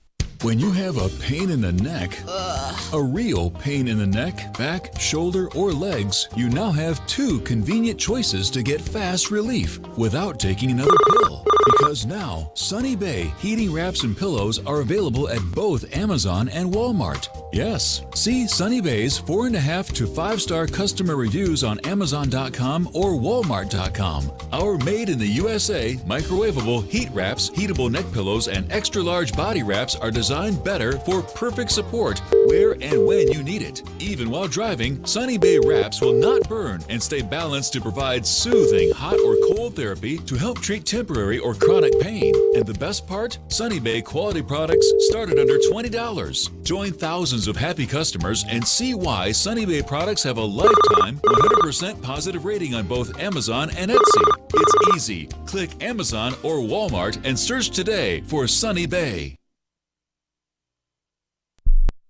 Join liberty-minded voluntarists, anarchists, and libertarians from June 28th through July 4th for ForkFest 2021 at Rogers Campground in the beautiful White Mountains of New Hampshire. ForkFest happens the week after the Porcupine Freedom Festival, and ForkFest is decentralized, which means no one is in charge. That also means there's no ticket cost. Just reserve your camping, RV site, or motel room with Rogers Campground for June 28th through July 4th. Where better to celebrate Independence Day than around other freedom-loving activists in the Shire? You can relax and enjoy the camaraderie of like-minded people, or you can create whatever experience or event you'd like others to have. If you're planning an event for ForkFest, be sure to let others know in advance. You can connect with fellow ForkFesters via the unofficial Telegram chat or the ForkFest forum. Links to those are on the unofficial website, forkfest.party. Mark your calendar for June 28th through July 4th, 2021. We'll see you at forkfest.party. There are lots of ways to listen to Free Talk Live. Our podcast has been around since podcasts began, and now the FTL feed is loaded with content besides our full show archives. Did you know that we make it easy for you to customize your podcast subscriptions? We have different feeds, one that includes only our full shows, one with just the Daily Digest, and our main feed that includes everything. You decide what you listen to. It's quick and easy to customize your feeds at feeds.freetalklive.com. That's feeds.freetalklive.com. Bitcoin.com has launched a trading platform at local.bitcoin.com, allowing you to buy or sell Bitcoin Cash via dozens of payment methods like PayPal, Venmo, bank deposit, remittances, or meeting in person with cash. There are no ID requirements to sign up for and use the site, and all communications between buyers and sellers are encrypted. Finally, a global trading platform that respects your privacy. Visit local.bitcoin.com to get started trading Bitcoin Cash. local.bitcoin.com. What's up next? Visit the Liberty Radio Network program guide to find out at shows.lrn.fm. That's shows.lrn.fm.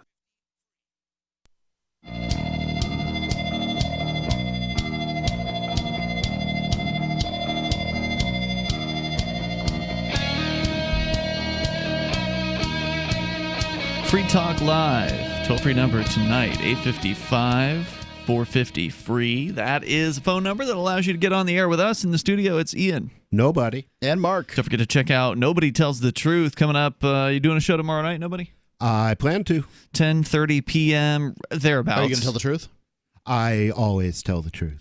That's right. And that'll be 10:30 p.m. Eastern. Except when I talk to police, because I don't talk to police. Good plan. 10:30 p.m. Eastern time. Well, we'll talk to them if they call into the show. They have called Free Talk Live upon occasion. Okay. Yeah, I'll talk to them then, just not if they're in a position to get me. Right. So check him out on our DLive channel and our Twitch channel, dlive.lrn.fm, twitch.lrn.fm. And if you've been looking for our live stream on YouTube and you've been wondering why we're not on YouTube Live anymore, that's because YouTube changed their system. They made it even more obtuse and difficult to use. So we just decided, you know what, the YouTube feed was our least important of the three that we were doing, so now we just have the two. And maybe we'll bring YouTube back someday, like if Twitch decides to give us the boot or whatever, they decide to kick us off their system, which they probably will do someday if once we become big enough and get enough complaints that they'll boot us out. Then maybe we'll go back to YouTube at that point. But there's just enough. There was too much to do to get the show rolling on three different platforms with the changes that YouTube brought in. So we're still putting our videos on YouTube after the fact. In fact, I need to show you how to do that, Mark, after the show's over. Okay.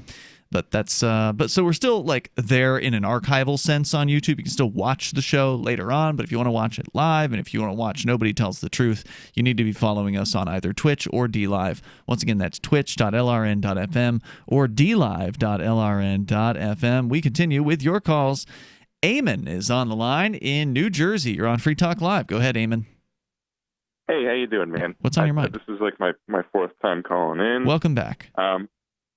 Yeah, I could talk about the coronavirus for like days, but one interesting argument that I thought of the other day that I haven't heard anybody talk about is like, I don't know about you guys, but like people always bring up the Spanish flu, and they're using that as an argument to justify like what the government's done with coronavirus. Mm-hmm. They're always like, oh, 50 million people died of the Spanish flu.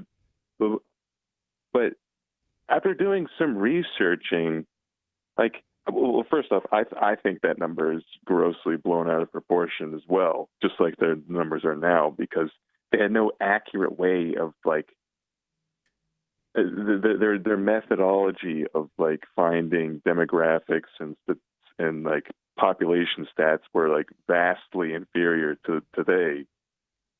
But the median age of people dying of the Spanish flu was like it wasn't old people, right? It was just people. Yeah, it was like a lot of them were men in like their 30s and 40s, and then like I haven't heard anybody mention this, but like, what happened right before the Spanish flu? World War I. Yep. The only war in world history where chemical weapons were legal, all of these people had breathed in toxic, like chlorine gas, mustard gas, and all that, and had actual lung damage. And these people were dying, like, and coughing and stuff. And people were like, "Oh, they had the Spanish flu." Yeah, that might be a contributing factor. Interesting theory. Now, and let's not forget that war, the biggest killer in war up until I believe it was World War I, was illness.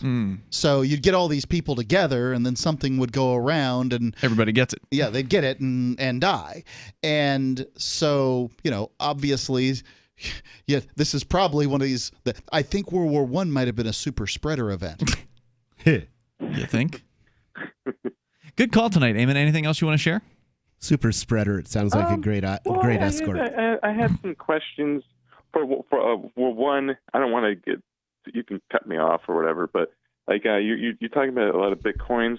How do you guys feel about XRP or Request Network? I think Ripple, Banker coin. Yeah. What do you mean by that? Nobody. It's basically Ripple is a coin that was, I think, created to defeat cryptocurrency, in that it was created for use by bankers for use within the monopoly banking system that I want no part of. Ripple existed at the very least in 2013 when we went to that convention out in San Jose. I thought Ripple came before Bitcoin. Yeah, I think it came before Bitcoin. But it wasn't a crypto or something like that. It had some ideas, right? And Roger Ver, Bitcoin Jesus, called the guy behind one of the guys behind Ripple the smartest guy you'll ever meet. Yes, I think Ripple is far more institutional than Bitcoin was when it started. Bitcoin's looking pretty institutional these days too. That I don't know whether Ripple will be successful or not, but it's not yet. But I've heard people say that Ripple's going to be the thing you'd want to get if for sort of inside the system stuff, and Monero for outside the system stuff. I don't know whether that particular strategy has been useful to those people that thought it, but I've heard people say it. Well, one of the problems, as I understand it, with Ripple is it is completely centrally controlled. Because it is a banker's coin, it has the ability to be withdrawn from you without your consent, right? So, like, one of the benefits of Bitcoin is the transactions are permanent. You send somebody a Bitcoin transaction, as soon as it's confirmed on the blockchain, it can't be undone unless that person chooses to send it back to you. There's no third party who can just go in and like reach into your account and pull it out if they decide that they don't like you or that you've done something that they disagree with or whatever. But Ripple, they absolutely can do that. Oh, yeah. So, I mean, it is a total inside the system banker coin. And again, that could be a success if they can actually help banks be better, if they can help banks be faster at transferring money, then that would be wonderful. I really do wish them the best. I just, I'm not that excited about it. Well, they can't make them any faster at shutting down my accounts. So also, as I understand it, Stellar, which started, one of the guys who was behind Ripple started Stellar, which is a competitor. Stellar, backed by IBM, I think. Yeah, I think IBM is involved in some way with Stellar. Stellar is a more decentralized approach, I think, to what they were doing originally with Ripple, right? Yeah, they use a different consensus method, and I like Stellar a lot better. And the guy who left Ripple because he wanted something that was going to create value for regular people, and Ripple became something that was just going to create value for banks, it seemed to him. Right. Stellar seems to be more of an open architecture that invites all kinds of different tokens and that sort of thing to participate. In fact, we were just reading a news story that USDC, which is one of the major stable coins out there, a stable coin is dollar-backed or some other asset-backed crypto token. Now USDC, which is, I think, the second largest stable coin, so Tether's the number one, USDC's number two. They are now launching on the Stellar blockchain coming up in 2021. So Stellar, I think, has really got a lot more exciting stuff going on with it, and Ripple's just like trying to appease the banks. To me, that's not particularly interesting. Eamon, anything else you want to share? Go ahead.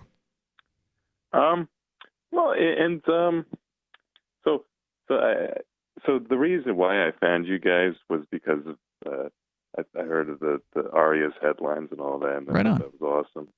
I was just wondering, is that like do a lot of you guys like run for office a lot? In New Hampshire, there's elections every year.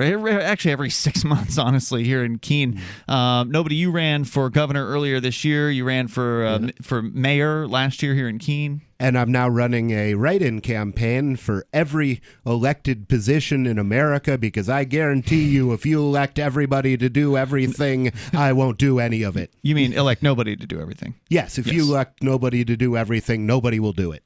Right. Nobody can fill that seat. Nobody can fill that seat. I ran for delegate to the state convention for the Republican Party 3 times and won. It's not a state office. One of the few people on the air here who's won their election. Were you opposed by anyone? No. Okay. Some people did try writing some people in against me, but I was consistent. We do have hosts on the show that are we're activists, morally against voting, period. Others on the show that run all the time. Why do you ask? Because I don't know. I'm an artist, and I would love to support you guys. Maybe help with the campaigns. Anybody does. When is the election for the November 3rd, county sheriff? Same day as everybody else's. It's probably not a bad idea to send an email, though, and we can get a hold of you for the next one. Or better yet, reach out to Aria's campaign. Go to ariaforsheriff.com, and she's got links there to connect to our Telegram groups and stuff. We'll see you tomorrow. Remember when you first heard about Bitcoin? How long did it take you to realize this little project would soon change the world? Do you kind of wish you had got involved sooner?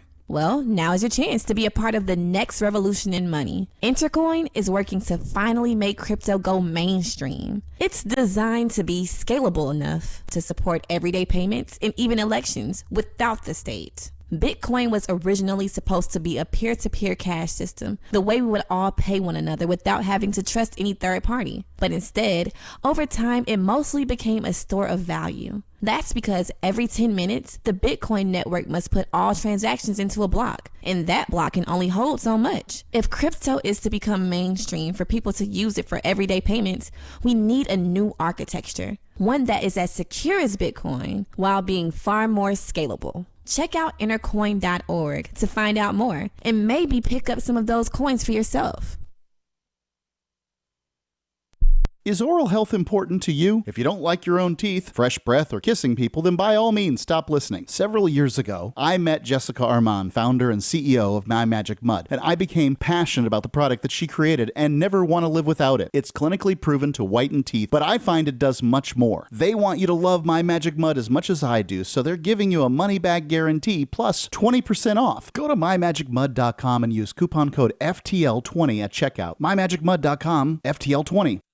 What if you want to hear the latest episode of Free Talk Live, but all you have is your phone, you forgot to download our archive, and you have no data connection? You can call our Listen line at 641-793-0191. That's a long-distance number, so you may incur charges. If not, listen as long as you want. 641-793-0191. The Free Talk Live Listen line, 641-793-0191. The latest episode of Declare Your Independence with Ernest Hancock is next after the news on the Liberty Radio Network at LRN.FM.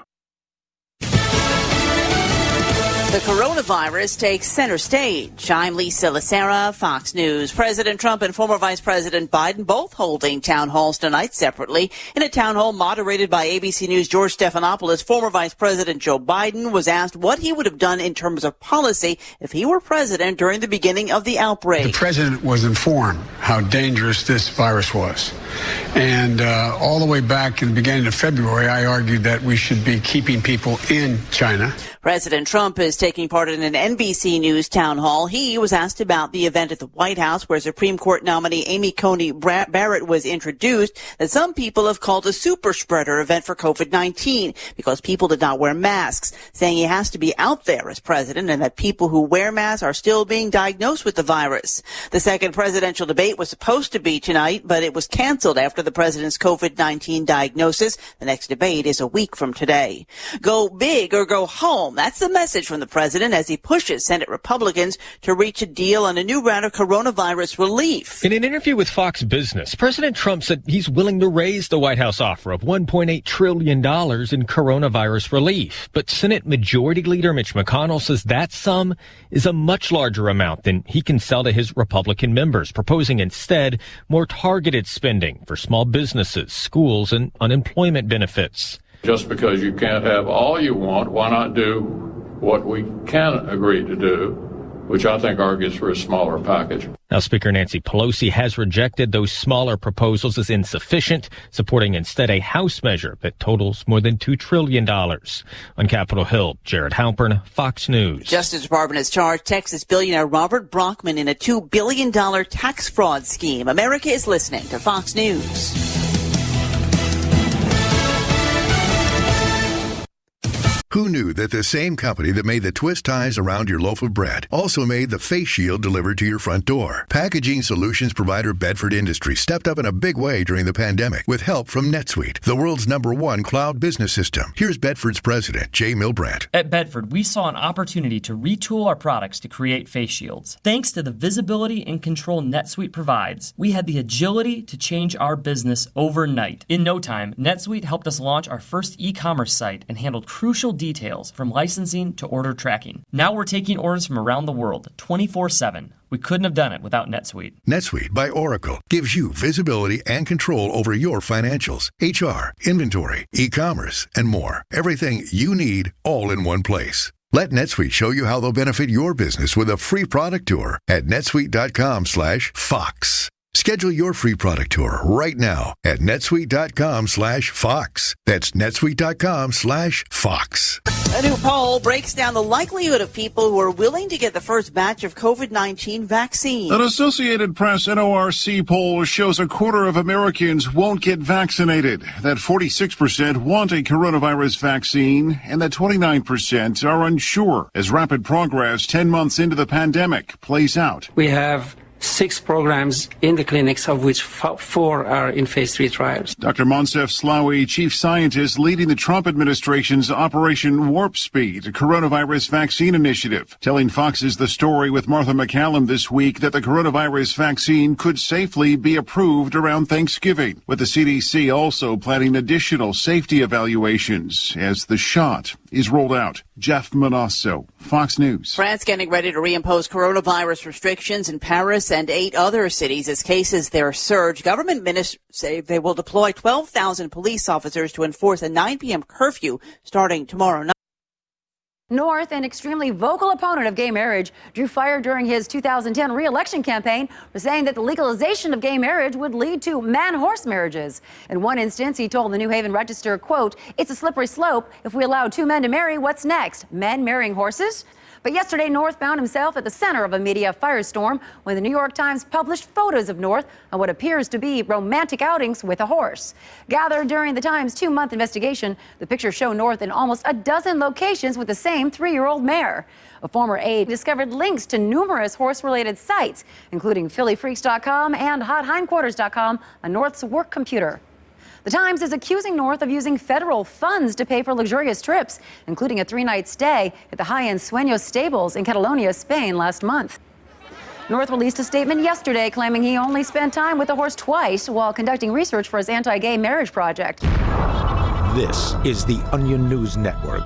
The FAA has issued a reminder that any plane can crash and kill you. Deputy FAA Administrator Serena Grant. This year, there will be more flights than ever. Any one of them could blow up in the middle of the sky without warning. That's why we're asking all Americans to tell their families that they love them before taking off. The agency also released a list of important questions to ask yourself or your seatmate during your flight, including, should the wing be doing that? What is that whirring noise? And do all planes shake this much? They're reminding passengers that even the smallest amount of turbulence could mean you're headed toward a sudden explosive death.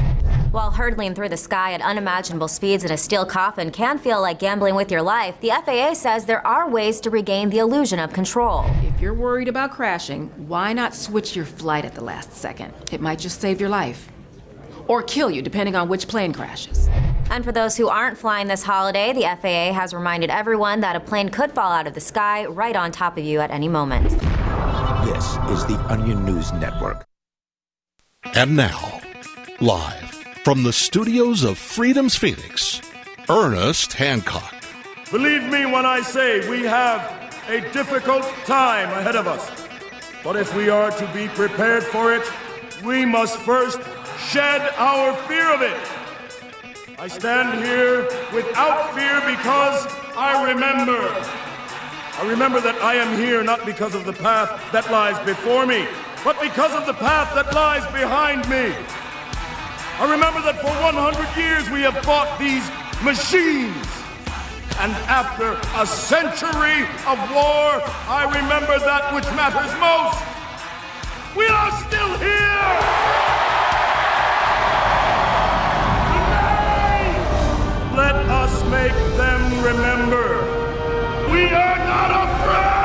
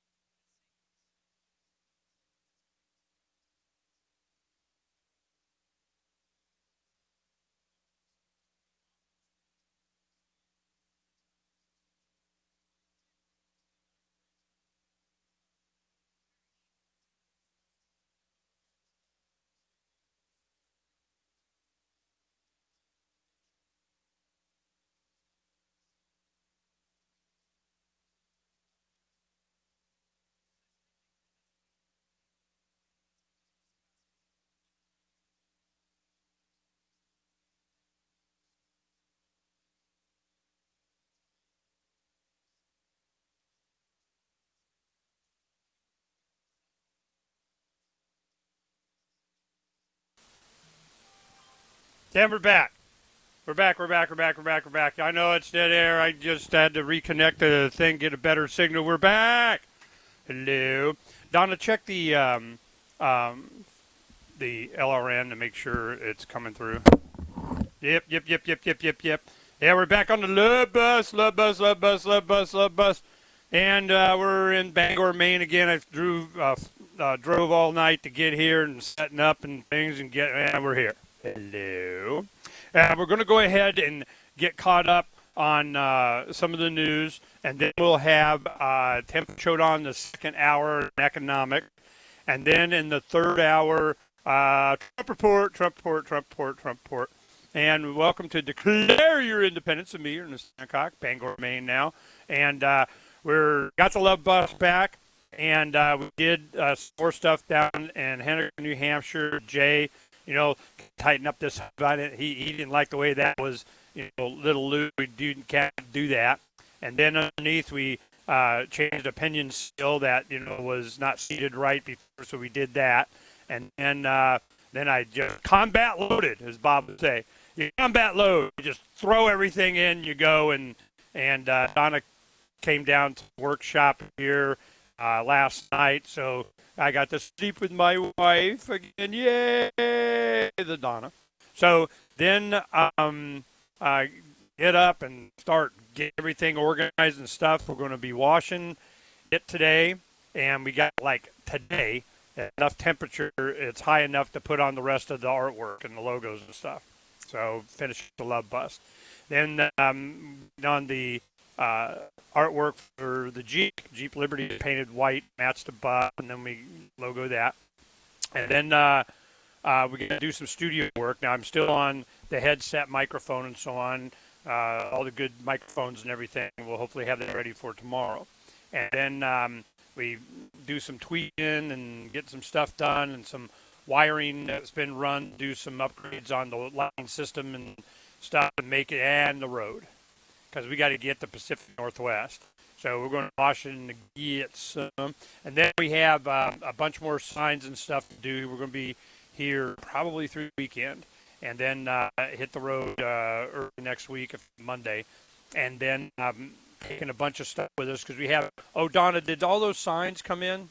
They did? Okay. So we ordered a boatload of more 18 by 24s to have some fun with, and have a lot of people to drop off different stencils and concepts and ideas and supplies between here and the East Coast. The West Coast. So then, and God forbid I don't get to Washington before it snows. I hate that. But, the bus is made to go in the snow, and it's really heavy, and it'll be fine. But, I'm not digging it. So we're going to go ahead and keep you guys apprised. The main thing is now that we get it in Holy Logo one and beauty shots. So hopefully they'll still be used on the tree. And we'll find a nice place, take some pictures, and do some drone footage. And I have a lot of stuff. And I haven't even got one day I finally had weeks ago to where I set up the file for starting to editing a lot of the video. Pulled in all the footage, all the pictures, the graphics, and I got probably crap. If I edit it down 6, 7, 10-minute videos to get you guys caught up. I know nobody wants to, oh man, it's an hour, get stopped. So we're going to go ahead and start cutting those up and getting those done. The steering box on this thing is awesome. It is way better. That was a lot of effort and cutting out, plasma cutting, and doing welding and putting in to do whatever. Man, it was worth it. This thing is like a bus now. So I'm really comfortable with that. One thing we found out is the leveling system. It had airbag suspension to keep it level when it's going down the road. And when you get into a dip, the bumper got caught on, or the trailer hitch, a little dip, and then what happens is it thinks it's too high, so it lets the air out the suspension, then it just settled in this dip. And I'm like, well, that sucks, So we were close to Jay, so he came out and he made the bus lift itself. He had to disconnect a couple of bolts and from the airbag. He tricked it. It just lifted itself right out of the thing like the transformer. It's cool. So we're going, wow, man, I could put actuators on that. I could use that as a leveling system when we put this thing, we camp it and so on. I just put buttons and level, right? He goes, yeah, a few $100. So we're looking at that. These are thousands of dollars to be able to do that. If we can, Jay and Derek it, I can, have a leveling system with a bunch of buttons, just like these newbie ones. And I'm like, I think I might do that. So we'll see. That's, the complication, suspension, and, stuff happens. But, we're going to look at it next day or two and work on that. We're kind of a couple of days behind because we had to do some more work on the love bus. But the engine's redone, and that's very nice. And I'm really looking forward to checking the gas mileage because this thing was as low as like 4 miles a gallon. Hell, it's better than gallons of the mile. But, it's it has about an 800-mile range. If I can get it up to 1,000 miles, that'd be awesome. So we're going to be working on that. It was great to have Bob, back east here. He flew in from Arizona to go check on his property in northern Massachusetts, right on the border there. He's only like 40 minutes away from Jay's. And so he came and helped me get – I'm glad – it's always good to have Bob, Derek, Jay. Man, those guys, between them, you can get some stuff done. Now, Luke Radowski, he's a punk because he won't freaking come on the show because it's too early. Man, I don't get up till noon. So he may be coming up here and get some work done. So we're going to be – he wants to go across country. He likes the sign idea. So he's got some signs that he wants to do. So this is going to be a sign year, man. I'm telling you, it's going to be all because you got to bypass the system. There's only one way to do that. Straight to the people. And we're just having some fun doing it. We'll come back. We'll go over the news because I need to get caught up too. What the heck has been going on? Sure, Frank. From the second letter of Captain Mark. Any pirate knows that commerce is communication. Markets condense oceans of information into a single price. Innovations in communication are circumventing the scrutiny of the crown. This signals a change in the coin of the realm.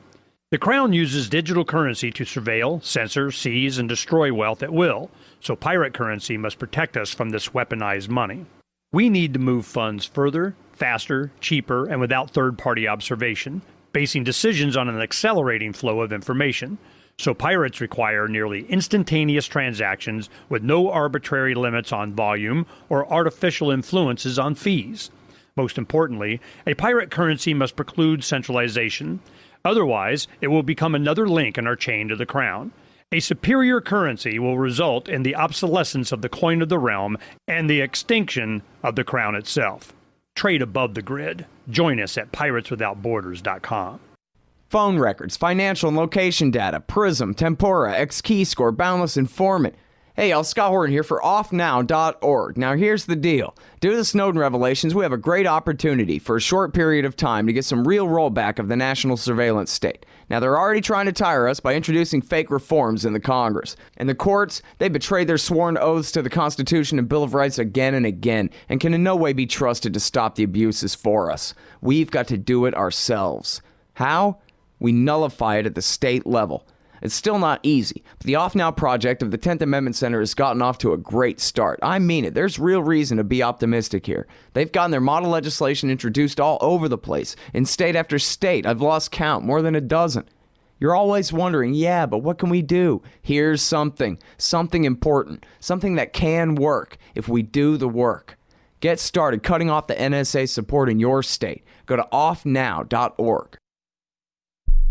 The new 4th edition of Healing Our World, The Compassion of Libertarianism, will take your understanding of liberty to a deeper level and has over 1,300 updated references, new cartoons, and a foreword by Dr. Ron Paul. With discounts for multiple book purchases, the 4th edition of Healing Our World is a great gift for the liberals, pragmatists, environmentalists, and Christians in your life who think libertarianism is cold-hearted. Get yours today at healing.freetalklive.com and use promo code FTL for a $5 discount. There are lots of ways to listen to Free Talk Live. Our podcast has been around since podcasts began, and now the FTL feed is loaded with content besides our full show archives. Did you know that we make it easy for you to customize your podcast subscriptions? We have different feeds, one that includes only our full shows, one with just the Daily Digest, and our main feed that includes everything. You decide what you listen to. It's quick and easy to customize your feeds at feeds.freetalklive.com. That's feeds.freetalklive.com.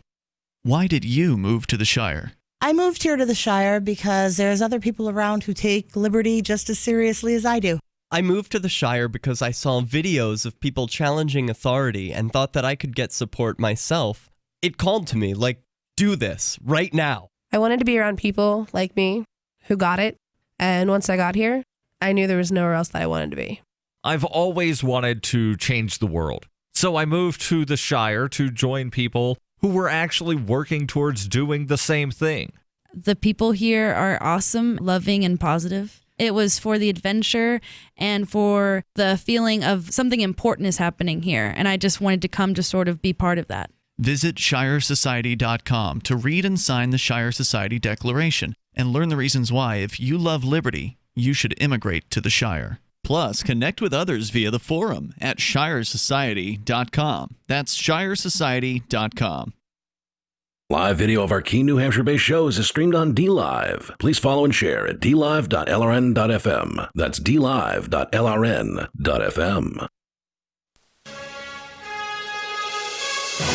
Roads? It's the Ernest Hancock Show. Where we're going, there aren't any roads.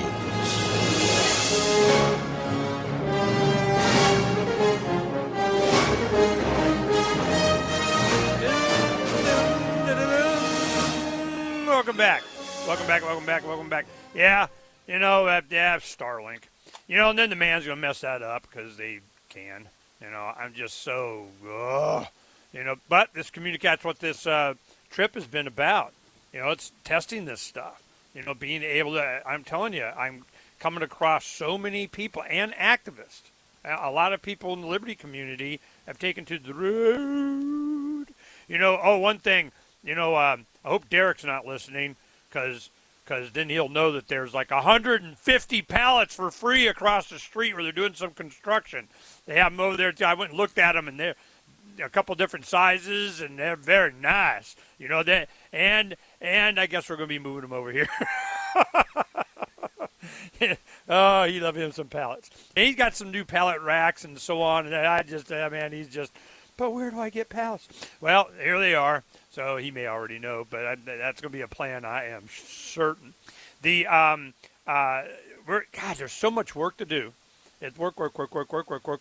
I wonder, Donna, was he finishing and excavating and everything in the backyard over at his place? No, he was doing other stuff. It rained, I think, one day, so he couldn't even go out there. You didn't get to play excavator? No, I didn't. He was busy doing I won't have you do excavator. You got to do excavator one time. Yeah, one time, but you know what? He was busy. So. I know, but you want to do an excavator? You want to be... Yeah, sure. Yeah. So you looking forward to it? You want to do it? You want to lever it? I'll do whatever I have to. Dig a hole! Dig a hole. Dig a hole. So it's training for, home construction. Yeah. Yep. Yeah, Donna's not a fan of building a house. She's like, well, can't we just... yeah, maybe. But a big thing is I do not want to be on, for just these reasons that we're finding out, being reliant on the grid. Because that is just dumb. If you have a choice and an option, that'd be a little shoebox, but it's off-grid. But we'll be walking you guys through that, what we're doing and how and everything. And we're going to be looking at land and stuff, see what's up when we get back to Phoenix for the holidays. Because this is not over. And even regardless of how the election goes, this is a food thing. And I'm hoping people, take this seriously. And we're going through the bus and combat loading and moving stuff around and getting everything back underneath and I'm going, hey, we got some food. We'll be okay for a while. We can ration it out. I got like reserve blubber. So, we'll be okay but a lot of, and then water. One thing that we're finding is rain harvesting. When it does rain, there's a lot of water. We could fill our tanks with one good little storm, hundreds of gallons. We tested out. I got an awning. I got the bus. I got, we could probably do a little tarp thing or something, water. Yeah, you guys need to start thinking about it. Rain harvesting. You just do some math. You get an inch of rain, and you got so much area of how much, kind of in 10 minutes of, and you got enough water. So we'll keep you guys up on this. Once we I'm really looking forward to having regular communication on Bus Life and all the systems that we have.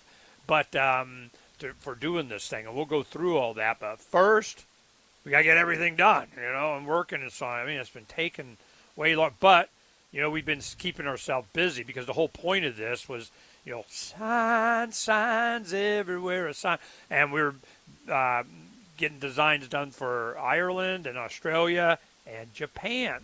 Yeah, we missed it. We were supposed to do Corbett last night, but I can't, man. I need to drive to get them. If I did that, I wouldn't have been able to get up here last night. So we'll take that off. We took yesterday off, so Dr. Judy we missed, and a lot of updates, but we're trying to get you all caught up, certainly for next week. But the James Corbett did, you go to CorbettReport.com, and you'll see from Derek's basement in his bar. He has a nice basement all set up. And we were doing the show down there, and Derek joined us because, James really wanted to talk to Derek, but about the IPFS thing. And all of a sudden, he's like, oh, it's so much faster now. It's snappy. And I go, yeah, I keep telling you, well, I don't want to overwhelm it, and tell everybody when it wasn't right. I go, no, that's how it gets ready. When you have it scales. The more people that use it, the faster it gets. That's the point. But it's been enough time that we've been talking about it and so on. His site, it's rocking and rolling and whatnot. And we've been more focusing on him than us because, the big need that we needed was to make sure that his videos don't go away. I use them a lot. There's many that he's done. In which order do you have? A lot of the guys, just recently, we've been talking to a lot of people, and I'm going, that there's, you want to know what's going on, you need to watch what? I mean, how many are you willing to watch? Because you got, probably the first one. I don't know. It might be the World War I conspiracy, where all this kind of came together in the modern era. And that's 3 parts, so, that's a long time. It's 2-3 hours right there. Then you have How Big Oil Conquered the World. They used a lot of their connections with, what they did back in the creation of the Federal Reserve and the IRS and World War I, and how they, made a bunch of money doing that and betting on both sides, and whoever wins had to pay the other guy's debt. Bankers, man, damn. So then you go into the Century of Enslavement, which is about the Federal Reserve, which kind of overlaps with a lot of this stuff. Then you get into why big oil conquered the world. Then you start finding about all these eugenics and, all the stupid people need to die and, starve them out and put chips in everybody else, that kind of thing. So you have why big oil conquered the world, because they're messed up in the head and eugenicists and so on. But, it's all documented. Now it's stipulated. They're going, yeah. Now they're proud of it. Yep. And then you go to, what would be another good one that I always promote? And, the Gates. He has 4, so that's his last big one that he did, a series on Bill Gates. Man, that brings it all together. So you do the World War I conspiracy series, How Big Oil Conquered the World, Federal Reserve, the Century of Enslavement, and then Why Big Oil Conquered the World, and Bill Gates. You do those, and, big, giant, humongous, less thing I got to do. So that's why we're promoting it. And I'm like, I get, at some point, I'll get some, national if we push it and do it right, or I want to play that game, whatever, I know how to do that. But, if that ever happens again, I'm just going to go CorbettReport.com, CorbettReport.com, Freeze Phoenix. Hey, a little bit of Freeze Phoenix. So then I'm looking forward to this, because it is getting to be, it's going to get bad. And they're going to be doing the mandatory flu shots. Mandatory vaccine. Mandatory. That's what this is all about. That's what's coming. That's what we're getting ready for. So what else are we going to do? What else you going to do? Well, we'll go over the news now when I feel like it. We'll get back in just a little bit.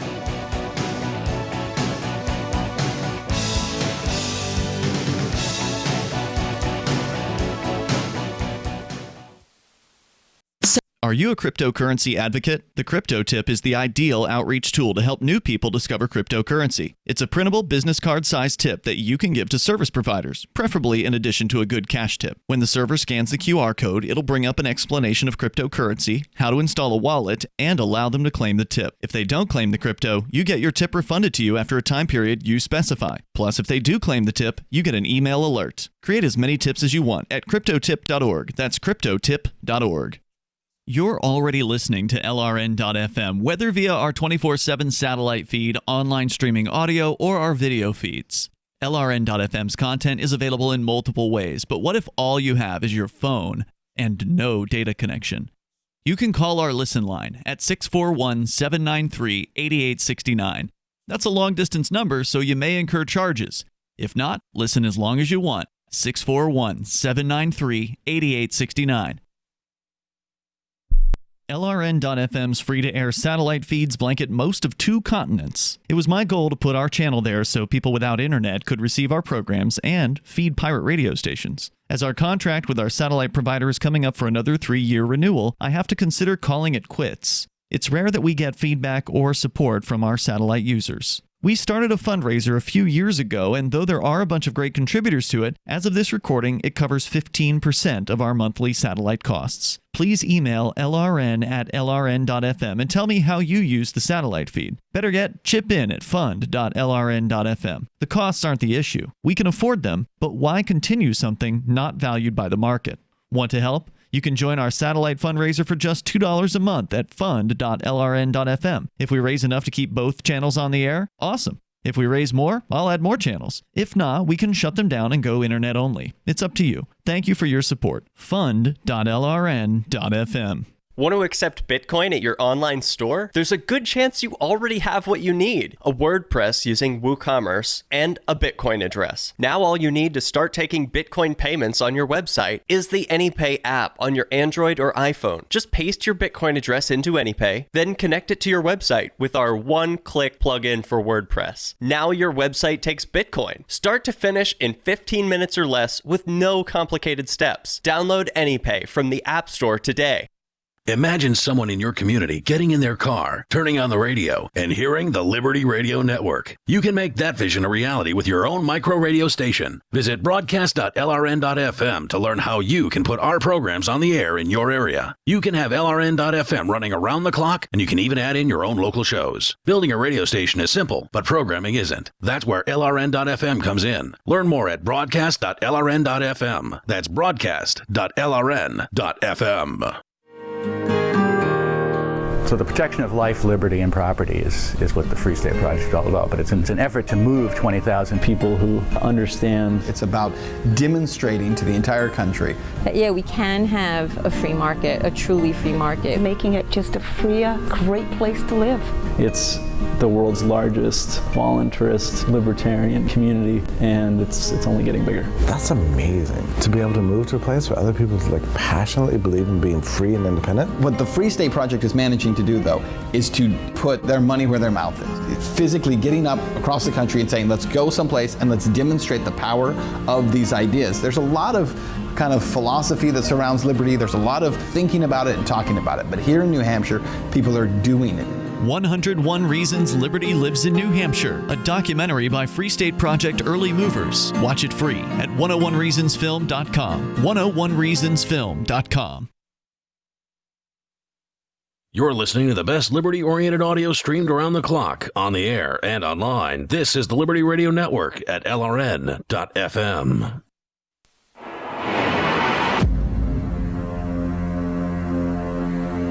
It's time for Declare Your Independence with Ernest Hancock.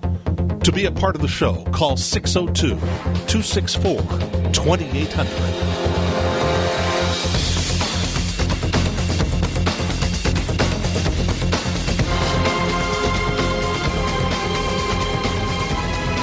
Telegram.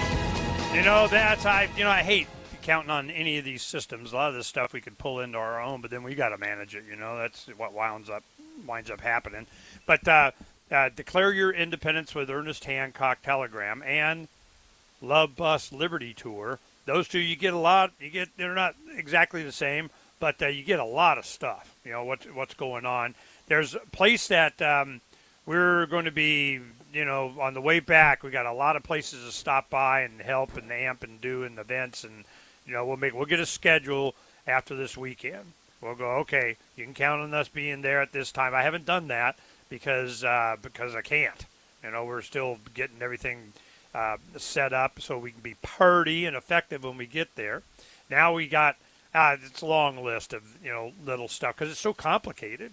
You have cell boosters. Then you got the AT&T one with two different SIM cards. You got a Verizon one, in case that one's not doing well. We got the Raspberry Pi to doing Wi-Fi's in with the system, and then the Ethernet that can come in straight from whatever, blah, blah, blah.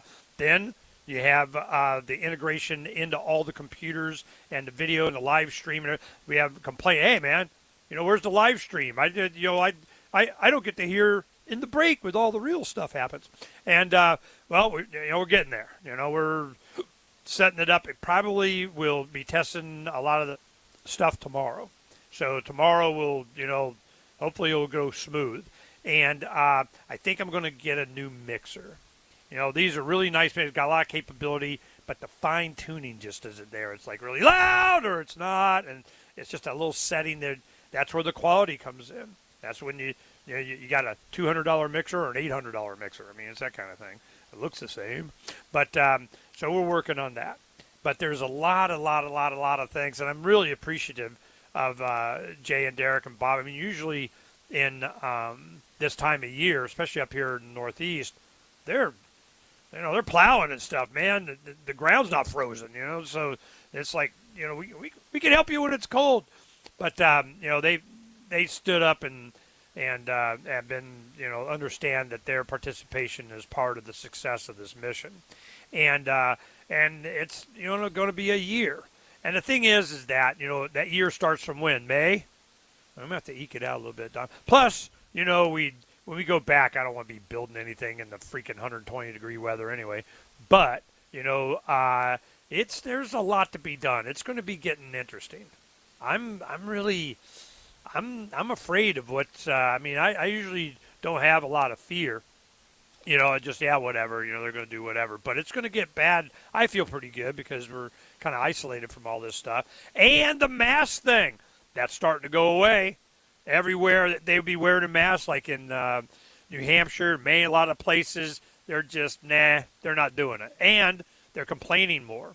A lot of the business owners and so on, they're just going, no, it was all crap. It was stupid. People had to go to the front. They couldn't browse. They had curbside delivery. They're just stupid. So who made you do it? Corporate. Well, some of the guys that aren't corporate, who made you do it? The man with a clipboard and a gun. And the threat of. There was, in Henniker, it's a small town, they have a college there, 1,700 kids.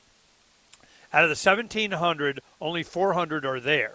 And they're just kind of in lockdown. They're just hanging out and nowhere else to stay, and they paid rent kind of thing. I mean, they're just there. But this little convenience store run by an Indian guy, I think, from India, he was definitely ethnic, but I didn't ask. But we talked a little bit, and it's raining. I'm just standing outside, drinking milk I bought or something. And he was saying goodbye to one of his customers that left. Nobody else was in there, and we just chatted for 10 minutes. And he was saying, I don't know if I'm going to be able to make it. I counted on these students. They did all this lockdown thing, last spring. The summer's slow. He gets a little bit from tourists or whatever coming in the convenience store there, and he stays open till like 9:30, and it was pretty dead. He had like maybe one customer in at a time on a regular basis, and he goes, the students aren't, I don't know if I'm going to be able to make it. And, we talked about it, but that's exactly what this is all about. All the small, you can't get another, loan, or why would you want to be in this kind of environment? And you got the man saying, no, you can't sell to this person here that wants to buy. But he's got money. He wants to come in, but nope, not allowed. COVID. This is what's happening. And this is, God, worldwide. And half the planet's not even on the internet. They don't know what the heck's going on. A lot of places in developing countries, they don't care. They go,